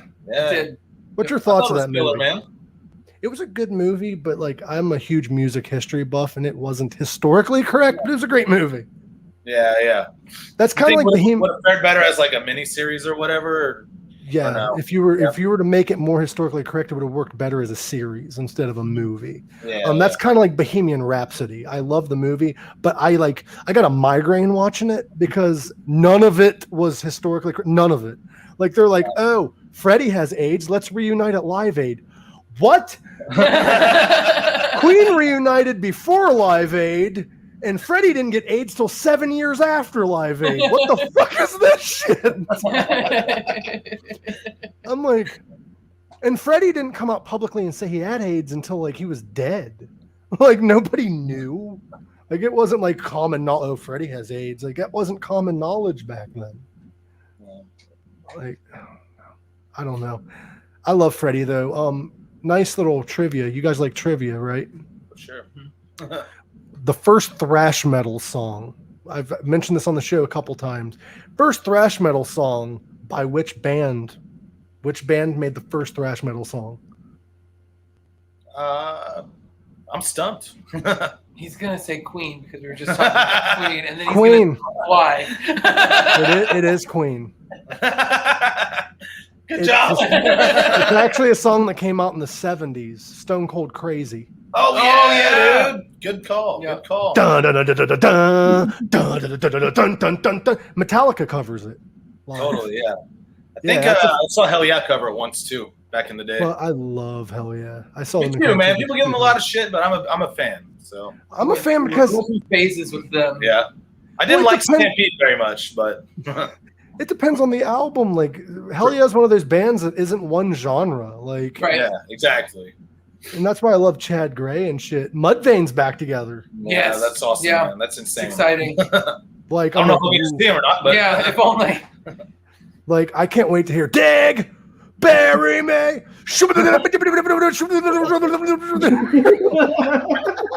nailed it. He actually sings words, believe it or not. Oh, Absolutely, yeah, man.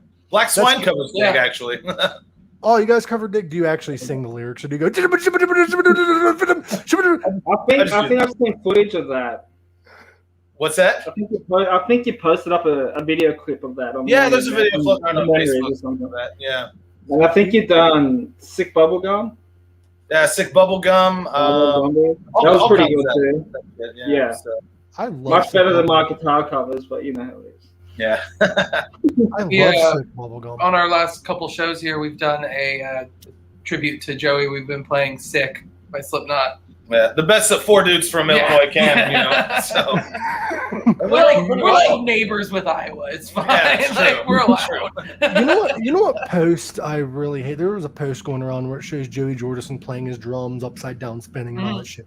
And people was like, Tommy Lee did it first. I'm like, motherfucker, no, he didn't. The first person to do it was a blues artist in the 60s. So sit down, slow your roll. Totally, We can get through this. You can still be talented and like borrow shit from other people. That's like a lot of people give shit to bands that like use similar like guitar riffs of other songs and shit. We're using the same 12 fucking chords. Like what the like Red Hot Chili Peppers did their song, I think it was Danny California, and a lot of people were like, oh, that sounds like Tom Petty's The Last Dance with Mary Jane. And Tom Petty did an interview, and he's like, there's only 12 chords. I don't give a shit. Like he's like, is the lyrics the same? And the interviewer's like, no. He's like, end of discussion. Tom Petty still made his money. Like shit. Now I do have a problem with like sampling without permission, like some rap artists do, like MC Hammer and Vanilla Ice.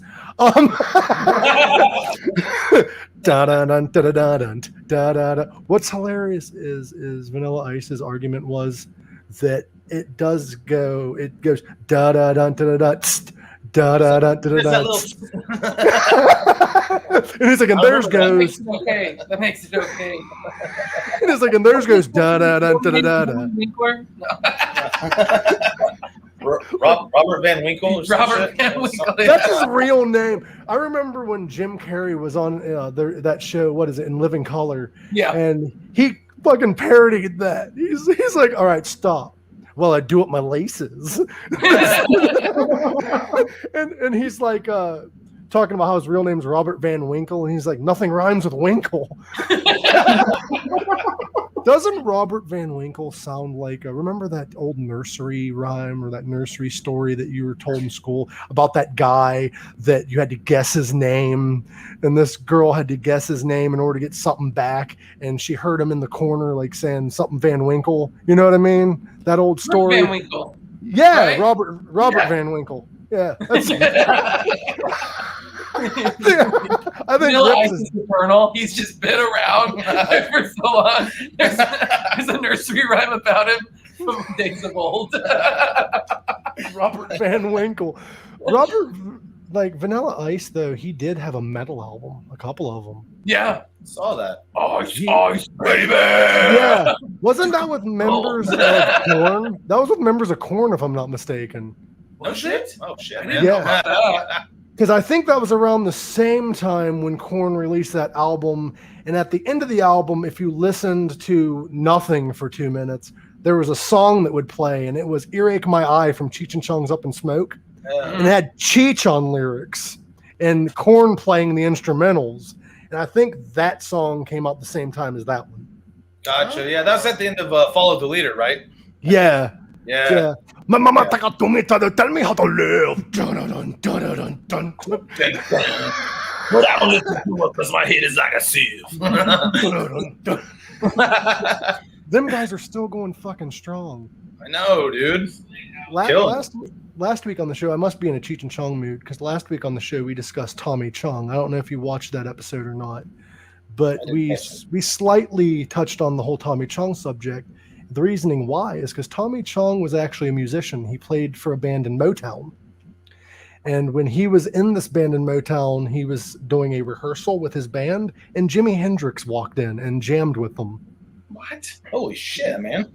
He jammed with Jimi Hendrix. He talked about it in an interview one time. He's like, it was like God walked in the room. Cool. In reality, he never actually jammed with Jimi Hendrix. He was just really fucked up and on acid. Like, I think most of Tommy Chong's stories is just like, I did acid, man, and I met Jimi Hendrix in '82, man. Wait, what? Hendrix was dead. I met 72, man. He was still dead. I mean, 62, man. Follow him on Instagram. Tommy Chong's pretty good on Instagram, man. He is. He's got a bunch of memes and shit on there. Yeah. Like, he's a meme lord. I don't know what. Him and Snoop, man. Snoop Dogg is fantastic to follow on Instagram. Snoop Dogg and Martha Stewart are friends, and that's fucking magic. That's the world we live in. That's the world we live in. Have you seen that meme that's just like pictures of Snoop Dogg doing different things? And it's like Snoop Dogg done finished the video game. He's just doing side quests now. I saw this thing. It isn't a meme. It's legit. If you go into Walmart, certain ones have it. Bic Lighter has a new promo ad, and it shows Martha Stewart and Snoop Dogg, and it says, our lighters are for candles, and it shows Martha Stewart with her thumbs up, and then it shows Snoop Dogg and more. It shows him. I have seen that. I haven't seen it in person, but I have seen it floating around the internet. I've seen it in person. It's fucking hilarious. It's Speaking hilarious. of Snoop being just a jack of all trades, I was watching Shark Week the other day, and Snoop was a host of one of the shows on Shark Week. Yeah, he was. Yes, he He was. was blazing up in the studio, and I'm like, He's like, I ain't getting in them waters. Did you ever watch his show? He had he was on a talk show, and he did a show on there called Animal Planet, where he would watch Animal Planet and narrate over it. Oh my that god. sounds amazing. If you watched Snoop Dogg narrating Planet Earth, that'd be fantastic. It's hilarious because like this fucking it's called Planet Earth. That's what it is. Planet is Earth. Yeah. Well, it shows the squirrel go up the tree, and it's like, what's that squirrel going for? Is you trying to find a nut? You get your nut on, No, little he's squirrel. just trying to get a nut. and it's hilarious because it shows this like mongoose or whatever, and he's like, "What is that? Is that a fox or a squirrel eater? Is that what is that?" And it shows it climb the tree, and it steals the squirrel's baby, while the squirrel's over here like humping another squirrel. And he's like, that just goes to show you don't leave your babies unattended while you're trying to get your rocks off. Like, it's hilarious. I've got to watch Yeah, that. 100%. Did you see when he was high as shit on Family Feud? No. Yes, Celebrity Family Feud. Yes. Yeah, he was standing there. And you know how they have all those categories you have to like choose from or whatever. Like they challenge the other team, and like they get asked the same question, but they have to answer it and figure out the top question.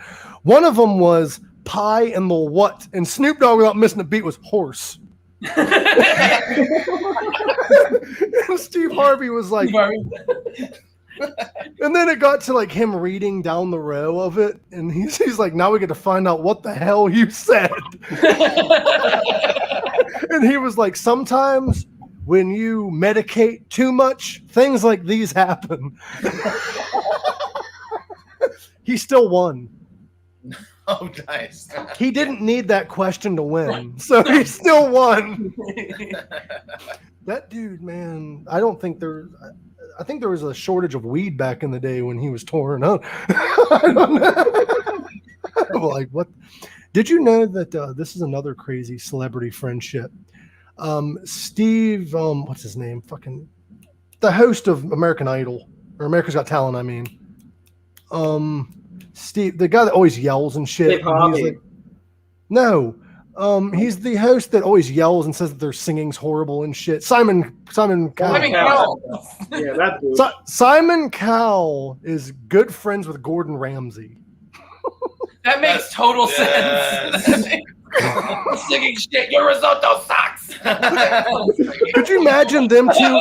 Could you imagine them two eating together at a restaurant? With a live band playing. Yeah, this band's fucking horrible. My steak isn't done.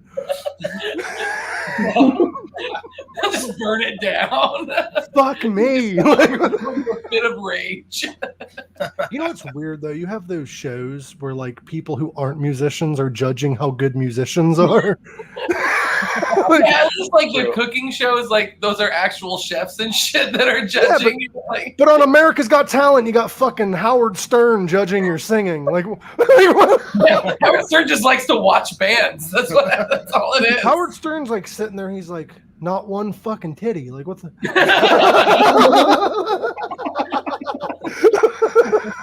like? He's like, I signed up very for. talented than me. You've got too many clothes on. Howard Stern's sitting there like, why isn't anybody flashing? What the hell kind of like? I love Howard, but the guy went from a shock jock to like a therapist, like real quick. Yeah, Like, he did. Like on his shows, he used to like bring a hooker on, shove a bowling pin up her butt or whatever he did. And now he's like, so why are you a stripper? Is it daddy issues? Like, Yeah, no, he like digs into their past real hardcore. This is the same guy that made fucking what's his name? That Richard Simmons. He made Richard Simmons cry on his show, and now he's like giving life advice. I don't remember that. Oh yeah, I remember when the Howard Stern show was on E back in the day. I remember some dude had come in and stripped down, and his fetish was having like half-naked chicks puke on him, and I think step on him as well. So his chick's like stepping on his chest and puking on his stomach, and he's like, "This isn't the consistency I prefer, but it's good."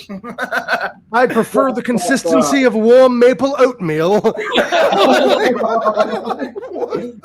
the fuck? fucking hell. The things people are into, like there's this guy on YouTube, he reads Craigslist ads and he gives his own opinions on them. And he was reading this one, it says, looking for somebody to come over and JO with me have a JO sesh with me while watching football, no weirdos. And the guy's like, what does JO mean? It means jack off. He wants people to come to his house, no weirdos, and jack off with them while watching NFL.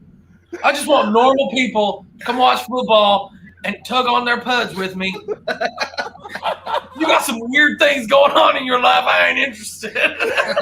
This other guy was like, come over to my house. We can JO onto my train set, and then we can stomp on it. And then on your way out, I have imitation crab meat you can have if you want it. That's the kind of weirdo that other guy watching football doesn't want any part of. He wants no part of that guy. What's hilarious is the guy was narrating. He's like, so he wants somebody to stomp over his train set like this fucking Godzilla. And then on your way out, you get imitation crab meat. Can you squeeze that much fun into one day? I mean, it sounds like a pretty good Thursday afternoon. It does. This other guy on Craigslist was selling a piano, and he had all the perks, everything of this piano. The picture was him butt-ass naked, spooning this piano.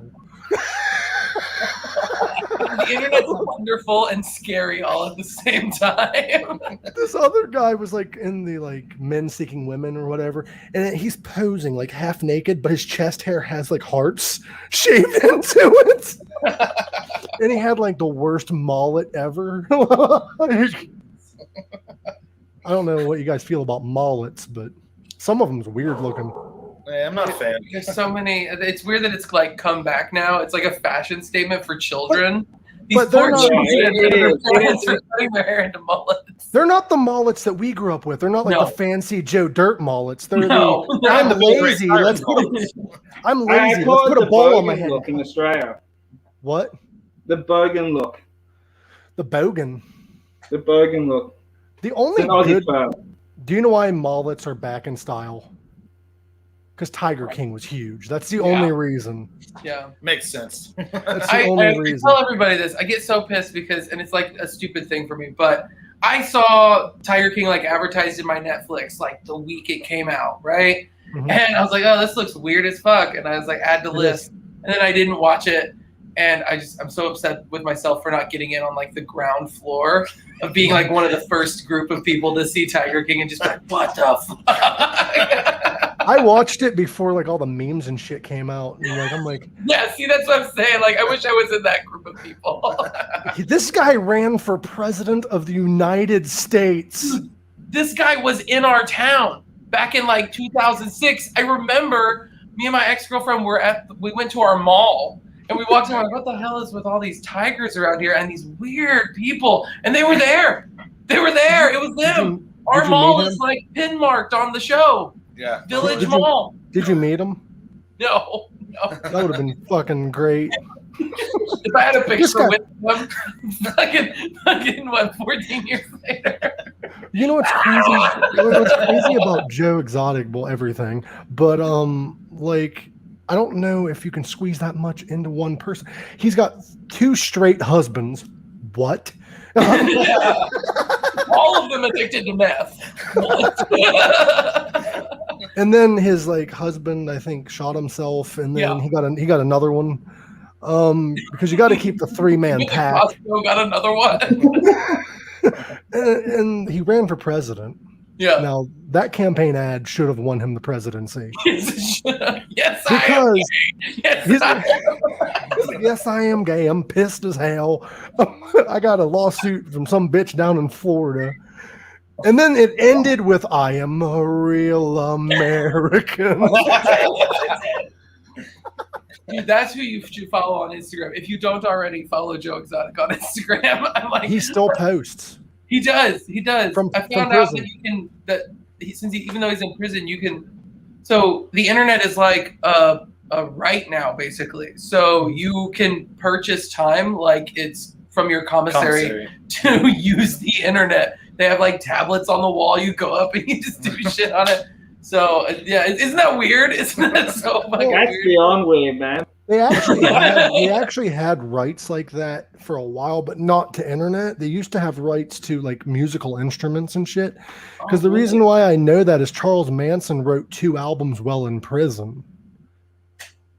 And yeah, he kept writing music. He wrote a couple albums while in prison. He had a little recorder. Like, it wasn't the best quality, but he's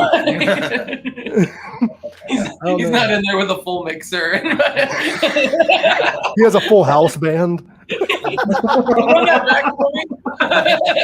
has like guest appearances. He has guest appearances on the album. Like, whoever gets arrested that week and serves time with them. This is my friend Big Phil. Cell Block 6. Isn't the song on Manson's Marilyn Manson's first album, "My Monkey"? Isn't part of those lyrics taken from a Charles Manson song? I think so. That's a thing. But.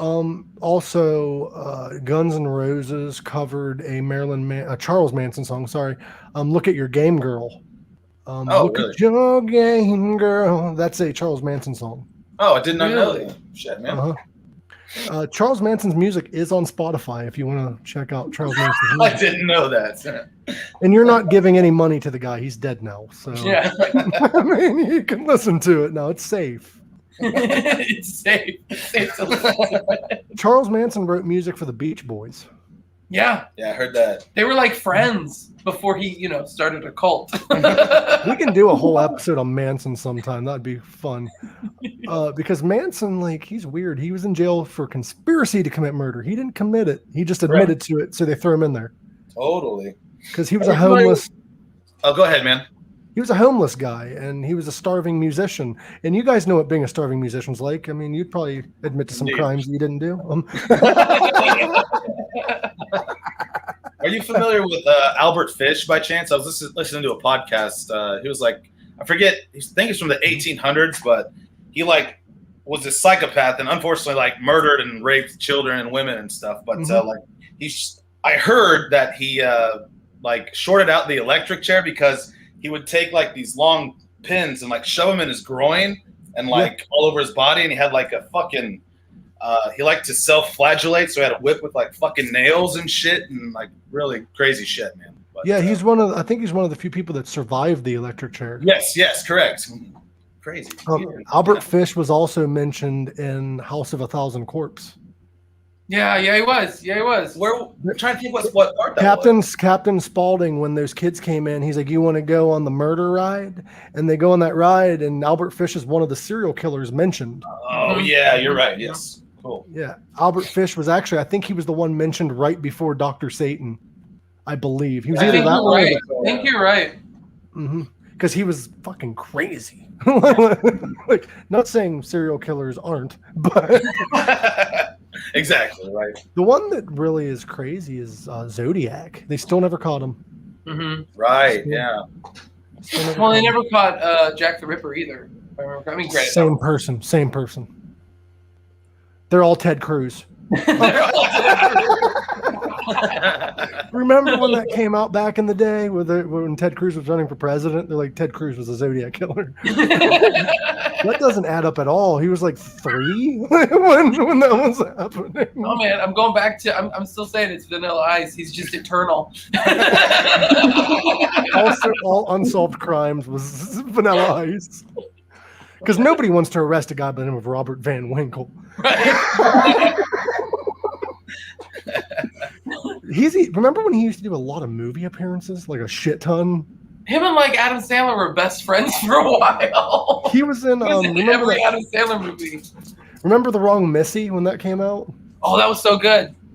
Did you watch it? Wasn't he in it, or was that somebody else? He was at the end, I think. I think you're right. I think he does pop up in for a cameo somewhere in there. Yeah. My favorite part of that movie is when he like walks up to Roman Reigns and trying to fight Roman Reigns. See that yet? I don't think I have. Oh man, that one was good. Adam Sandler's actually released a few good Netflix movies recently. His Netflix movies are really good, but they get shit because they're Netflix originals. But you got to keep up with the times. Yep. I'm waiting for it was Ridiculous 6 or whatever. That one was really good. The Western that he made, that one was really good. That's really good. And I love the Missy one too. You know what my favorite Western movie is that's comedy? A Which one? Million Ways to Die in the West. That one's very good. So yes. good, man. Yeah. She's saving herself for marriage, but she's a prostitute. Sarah Silverman's a fucking national treasure. I agree. Definitely. I was watching, you know, Seth Rogen's Hilarity for Charity. It's on Netflix. Mhm. Ever watch it? No. Watch it. It's fucking hilarious. The Muppets are on it. And the show starts off with him vaping through his dick. Well, the whole thing about the Hilarity for Charity is he wants people to donate to this Alzheimer's charity, but the only way to get on all of Netflix's categories is if he has the Muppets on. He brings on Justin Roiland to do a cartoon. Like, he's trying to hit all major categories of Netflix. Oh, smart. And he brings on Sarah Silverman to do stand-up, and she did like 3 9/11 jokes in a row. And she's like, 9/11, never forget. Well, that's kind of bad to say at an Alzheimer's event, but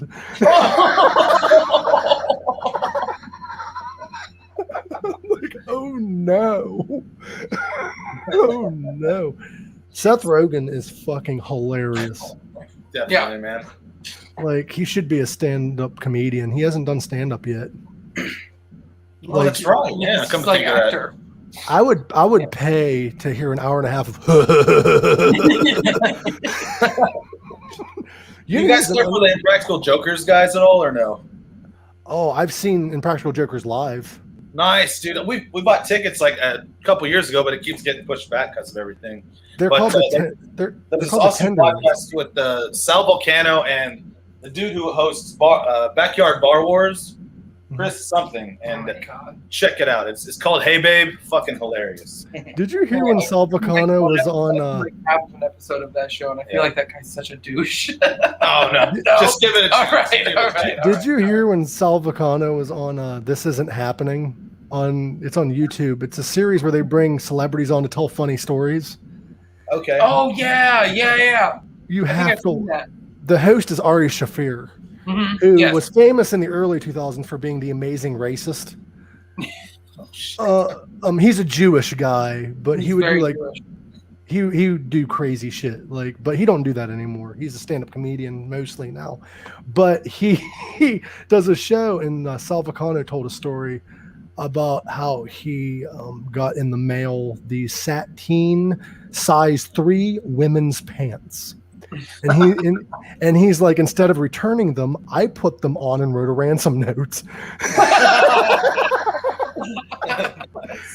Listen to the whole thing. It's fucking hilarious. He talks about how he sent this ransom note. He clipped out like the old fashioned way. He clipped out the fucking pages and shit. Put on a ski mask and a tuxedo and took pictures of him in the fucking pants. And then sent it all in an email. Well, he said the reason why he did that is because the weed edibles were talking. That'll happen. And he's like, don't do that. I love edibles, but like, I can't eat them if I've got plans for the day. No, or sometimes even the next day, depending on the potency. Like, I feel like I almost have a weed hangover the next day. My roommate, well, my friend Tony, who is my roommate, they made weed brownies one night. And I didn't know what the potency was, but you know, I smoke from time to time, so I ate one about that big. Oh God! It was potent. It was potent as hell because they ate them at like before I got home at like 9. I got home at 10. They ate it at 9. I woke up the next morning and they were asleep on the chair and the couch, like, and that was the only one they ate. And I came out of the room. I'm like, I was off for 2 days, and I'm like, I got to do shit, but I can't. Like, I know there's things I have to do today, and there's something I'm not doing right now. What is it? Oh yeah, breathe. Okay. Like, Man, last year, after my car accident, I had some edibles, and a buddy of mine showed up. I had just eaten one. I was like, "Hey man," he's like, "What are you doing?" I go, "Oh, just ate an edible. I'm gonna chill and have a good day. It's like, you want one? He goes, oh, I got to do some stuff. He like called his dad and like canceled plans. He's like, yeah, I'll take an edible. And so I gave it to him. He left like after a few hours. I swear to God, 4, 5, 6 hours later, he texts me. He goes, dude, this shit's just now starting to wear off. What'd you give me? What's funny is a friend of mine, we went to a festival one time. I forget which one, but we went to this festival and he's never had edibles. He's mostly a vape. He dabs, but he's never had edibles. So I'm like, I'll bust your edible virginity, because I had a friend that was tailgating that night. And they had edibles. They're Rice Krispie treats, which is kind of weird because I had edibles at an Alice show too that was Rice Krispies, so it must be popular. But anyway, they're Rice Krispie treats, and I took one about like that big because I knew how strong his were. I ate it. My buddy took 2 of them and he ate one. 30 minutes pass and he's like, these ain't shit. I don't feel nothing. I'm like, I didn't tell him. I just let him make his own mistakes. So he ate the second one. And I'm sitting there like, and he's like, what? I'm like, you just made a mistake. He's like, why didn't you tell me beforehand? I'm like, you're an adult. Man, you're a bad friend. That's not cool. That's not fucking cool. I don't know why, but like one weed edible takes 40 minutes to kick in, but once you eat the second one, they both hit at the same time. So true. Because like 30 minutes after the second one, it took about an hour for the first one to hit, and then they both hit at the same time. And I knew when they hit because we were out to eat and he did this number. There it is. And I'm sitting there, and mine hit after 30 minutes. And I'm like, here it is. This is going to be fun. And I don't know what he was talking about that night, but it made sense to me. The second time I had edibles with a friend was before an Alice show. We went over to a place called Jerome Bettis's, which is across the street from Stage AE in Pittsburgh. We went there, and the edibles kicked in about 30 minutes later. And I look up at a sign, and I'm like, Jerome Bettis is a goat. And he's like, what? I'm like, I hear people say it all the time, man. Jerome Bettis is a goat. And he looks at me, and he's like, he's the goat. I'm like, he's a goat. Every person starts off at birth a goat, but it depends on what level of goat they become. Jerome Bettis is a mountain goat. We're billy goats, my friend. He was like, oh yeah. He's like, that is true. All humans start off as billy goats. Great whenever you're like you have like a high thought and like you have somebody arguing with them and then you convince them of your just completely outrageous like weed-based thought. Oh no, he agreed instantly. Like he was confused, and then he's like, "Oh yeah, that is true. Everybody starts off as a goat." Now there was 4 or 5 of us at this table. The other 2 or 3 people did not know what the fuck we were talking about. But we're like going on about how Jerome Bettis is a goat. I'm like, you start off like when you start getting really good at your craft, you elevate to billy goat and then mountain goat. And then mountain goat's all the further you could go. What about Rams, man? Ram is like what you become when you like, not very many people surpass mountain goat into Ram. Like Michael Jackson did it back in the 80s. That's the scale. Could you imagine if like that's how we like leveled, like said how great somebody is? Oh, he's a mountain goat. What? Somebody like falls from graces and they're like a fainting goat at that point, or a pygmy goat. and then like Billy Mays is like a screaming goat. That's what he was. How much cocaine do you have to do to become a TV show advertisement guy? Like, so I used to have a dream. That my dream was that I would start my own TV network, but all it was just infomercials. Like it was the long versions of infomercials that are on at like 1-3 o'clock in the morning, and then the commercials in between the ad breaks are the small version, like the short regular commercial. That's all it was going to be. That's genius. No, You know how much money that's worth? And the small commercials is like Girls Gone Wild commercials. And not even like newer ones, like the same ones we saw in the 90s and 2000s. Do you remember when there were like 30-minute Girls Gone Wild ads? Like, have you ever like they were? Like, it was like a full infomercial for Girls Gone Wild. They always played around the same time as Howard Stern show. You know what else is really sponsored by Girls Gone Wild? Another commercial that played around that time, which is fucked up that they played it, was "In the Arms of the Angel." Hi, I'm Sarah McLachlan, and these are dead puppies in cages. Yeah. Send me money. What? Like in the words of Chris Porter, it's 1 a.m. I'm already sad. I don't need to see dead puppies in cages. Like, there's ads played at the weirdest time, and that's not a song you hear on the fucking radio. You're not going to drive to work and hear "In the Arms of the Angel," because then you have to call off. I can't come in. I'm too sad. So we are getting a little late into the time. If you guys can hang out longer, we can keep doing the show. We got a little bit of time. We got whatever. Okay. Well, I had an idea for a second podcast. I'm just going to say this publicly now because I do plan on doing it eventually. I want to do a cannabis-themed podcast.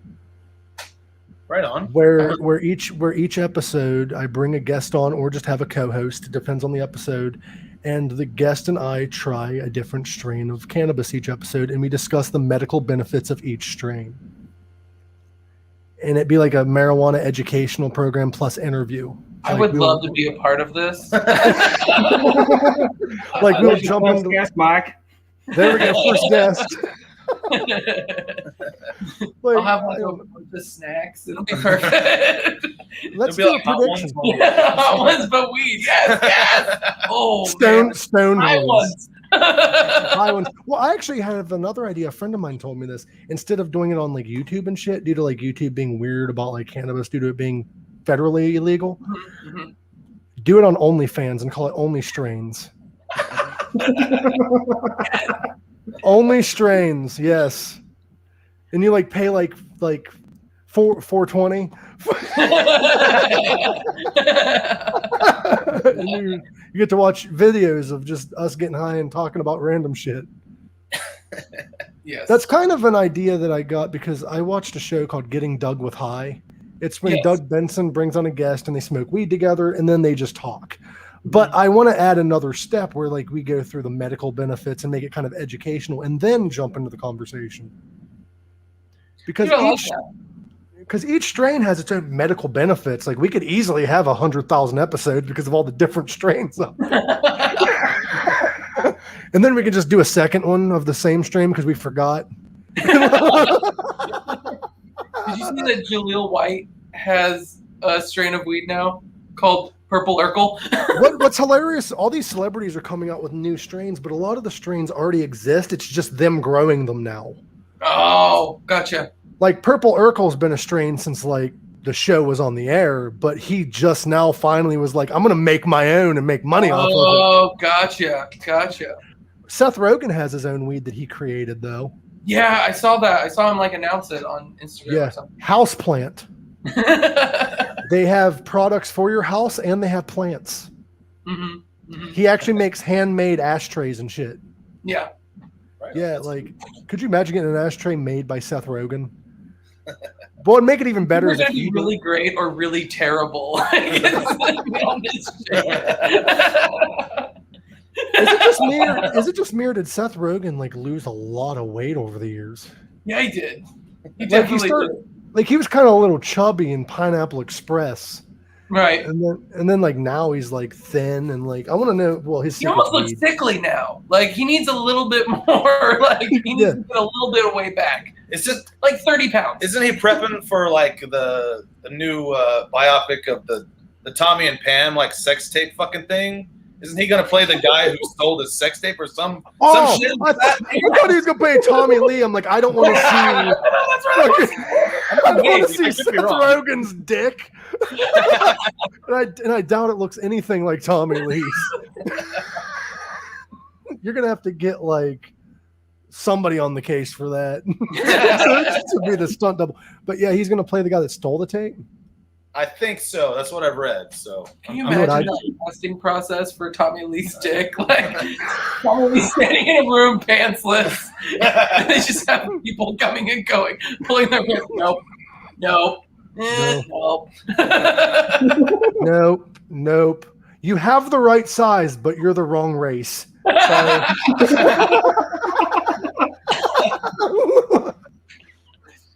Like, what the fuck? Have you seen Tommy Lee's dick? I mean, I've seen the tape. I've seen Okay. the boat move. Did you know that there's a sex tape that Hulk Hogan did? I heard about it. I haven't seen it. I'm a huge fan now. I'm buying a bandana. The sex tape. Oh yeah, brother. Oh brother. No, he got in trouble for that because when the sex tape was released, he said the N-word like 7 times in this video, and that's like one time way too many. And he also mentioned his daughter, which was weird. And the strangest part was, remember Bubba the Love Sponge? Yeah, He was kind of like Howard Stern back in the day. totally. Well, he was filming this sex tape, Oh, and Hulk Hogan was fucking his wife. okay.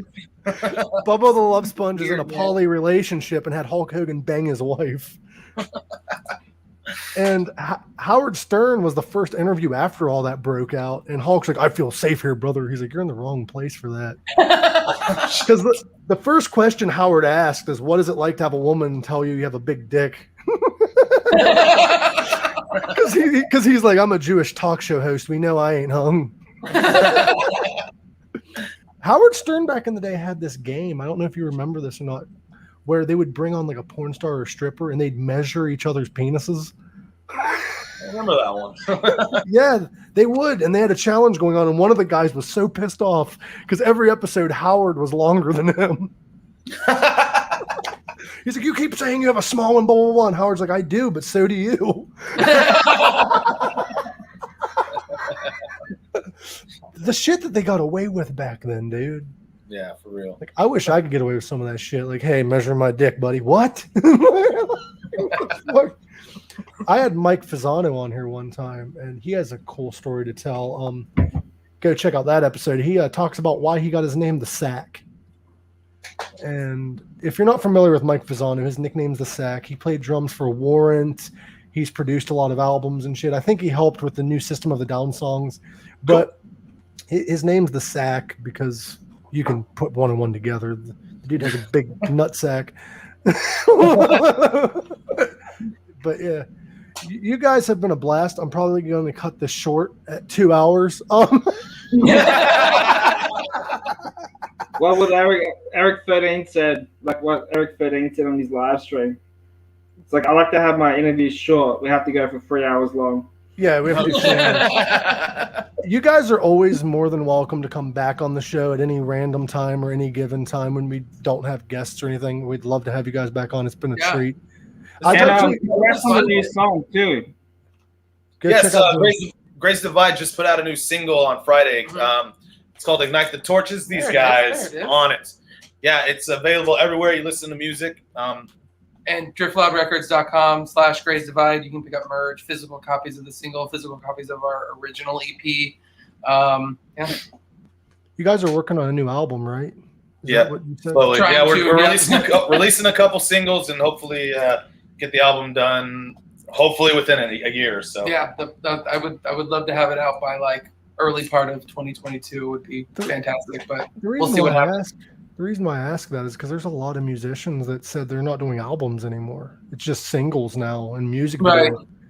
Videos. We're weighing those options. Yeah. We're just trying to figure out and kind of monitor the way that the digital world works now. Because it seems like people now will just listen to single songs as opposed to albums front to back. You know what I mean? Yeah, like, that's true. A few of my friends are doing that with their bands as well now. They're just releasing singles. So they're finding it to release an EP or album, it's just too expensive. Well, when I was on the internet like a few months ago, it might have been a year ago, Weird Al Yankovic made an announcement and everybody freaked out. He's like, I'm done doing albums. And people was like, he's retiring, blah, blah, blah, blah, blah.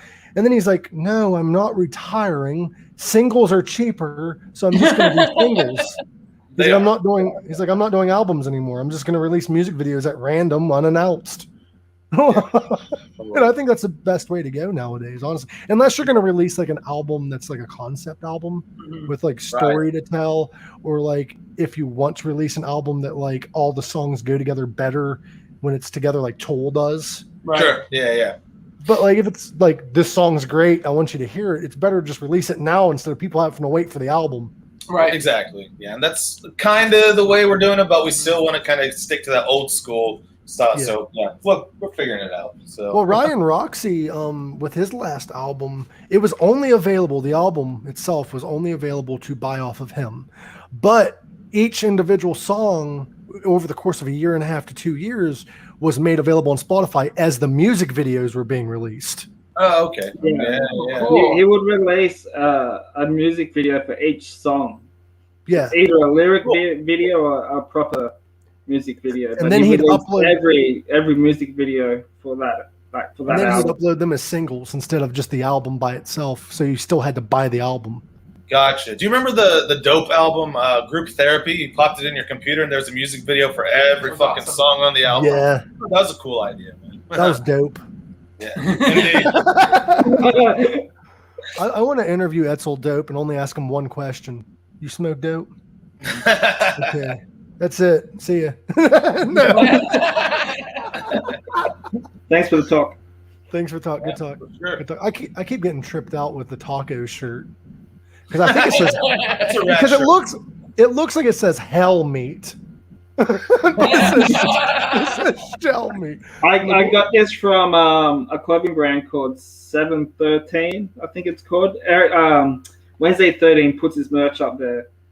Oh, nice. And they're really cool dudes.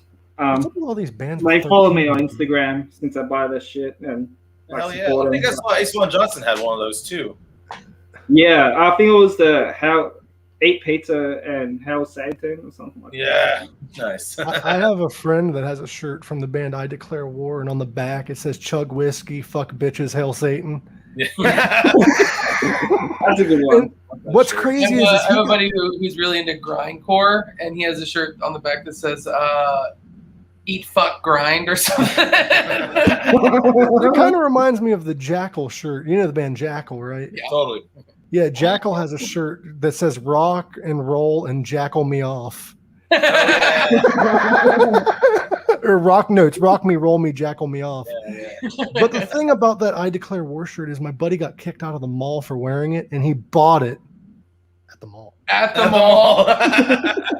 I have another friend that got kicked out of the mall for the same thing. He was wearing a shirt, the famous shirt that says "Jesus is a cunt," and it has the nun masturbating with a crucifix. Cradle of Filth shirt, right? Yeah, that one was banned in like all countries for the longest time. No, I think they all like re-released it now Yeah, you can find it on rockabilia.com or eBay. or eBay. Adam and Poe, is that the name of your new sex shop? Is that? Save 25% with promo code PinkSock. That kind of sounds like Adam and Poe. Kind of sounds like a name that like high Christians would say. Like it's Adam and Eve, not Adam and Poe.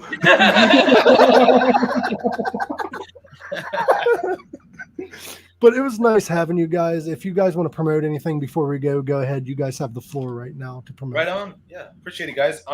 We have a couple shows coming up as we try to continue to navigate the current, state of the world and everything. August 26th, we'll be with our friends in the Convalescence in Peoria, Illinois, at the Hotspot. September 9th, we will be at Cave In Rock, Illinois, for Full Terror Assault with bands such as Exodus, Nunslaughter, Devourment, Weed Eater, and a bunch of other fucking heavy killer bands. Then we have Nutslaughter. Nunslaughter or Nun's Laughter, however you want to. Then September 25th in Mattoon, Illinois, at Joe's Bar Gaming and Live Music. Like Adam said earlier, driftloudrecords.com/Gray's Divide. You can get all kinds of cool merchandise. We just dropped a bunch of killer new designs. And Ignite the Torches just came out Friday. Check it out anywhere you listen to music. I don't know if you have anything else to add to that. Our sponsors, Scorpion Percussion, Dirtbag Clothing, Pig Hog Tables, Saluda Cymbals, Coffin Case, and hopefully soon enough, Liquid Death. Thank you guys for having us. We really appreciate it. We've had this was fun. a fucking good time with you guys. Of course, anytime, brother. Anytime. You're more than welcome. I'll actually, after I get like all these guests out of the way, I'm gonna have a couple episodes in the next few months where it's just gonna be me and Adam, and I might just send like invite links to people that's been on the show just to randomly show up if they want. Right on. That'd be rad. That'd be cool. For sure. So it was nice talking to you guys. Have safe shows because it is a rough world out there still. So please be careful with the shows and all the crowds and all that fun shit. It was nice talking to you guys. And remember, everyone, live long, rock hard. And eat tacos. Eat tacos. Tacos roll.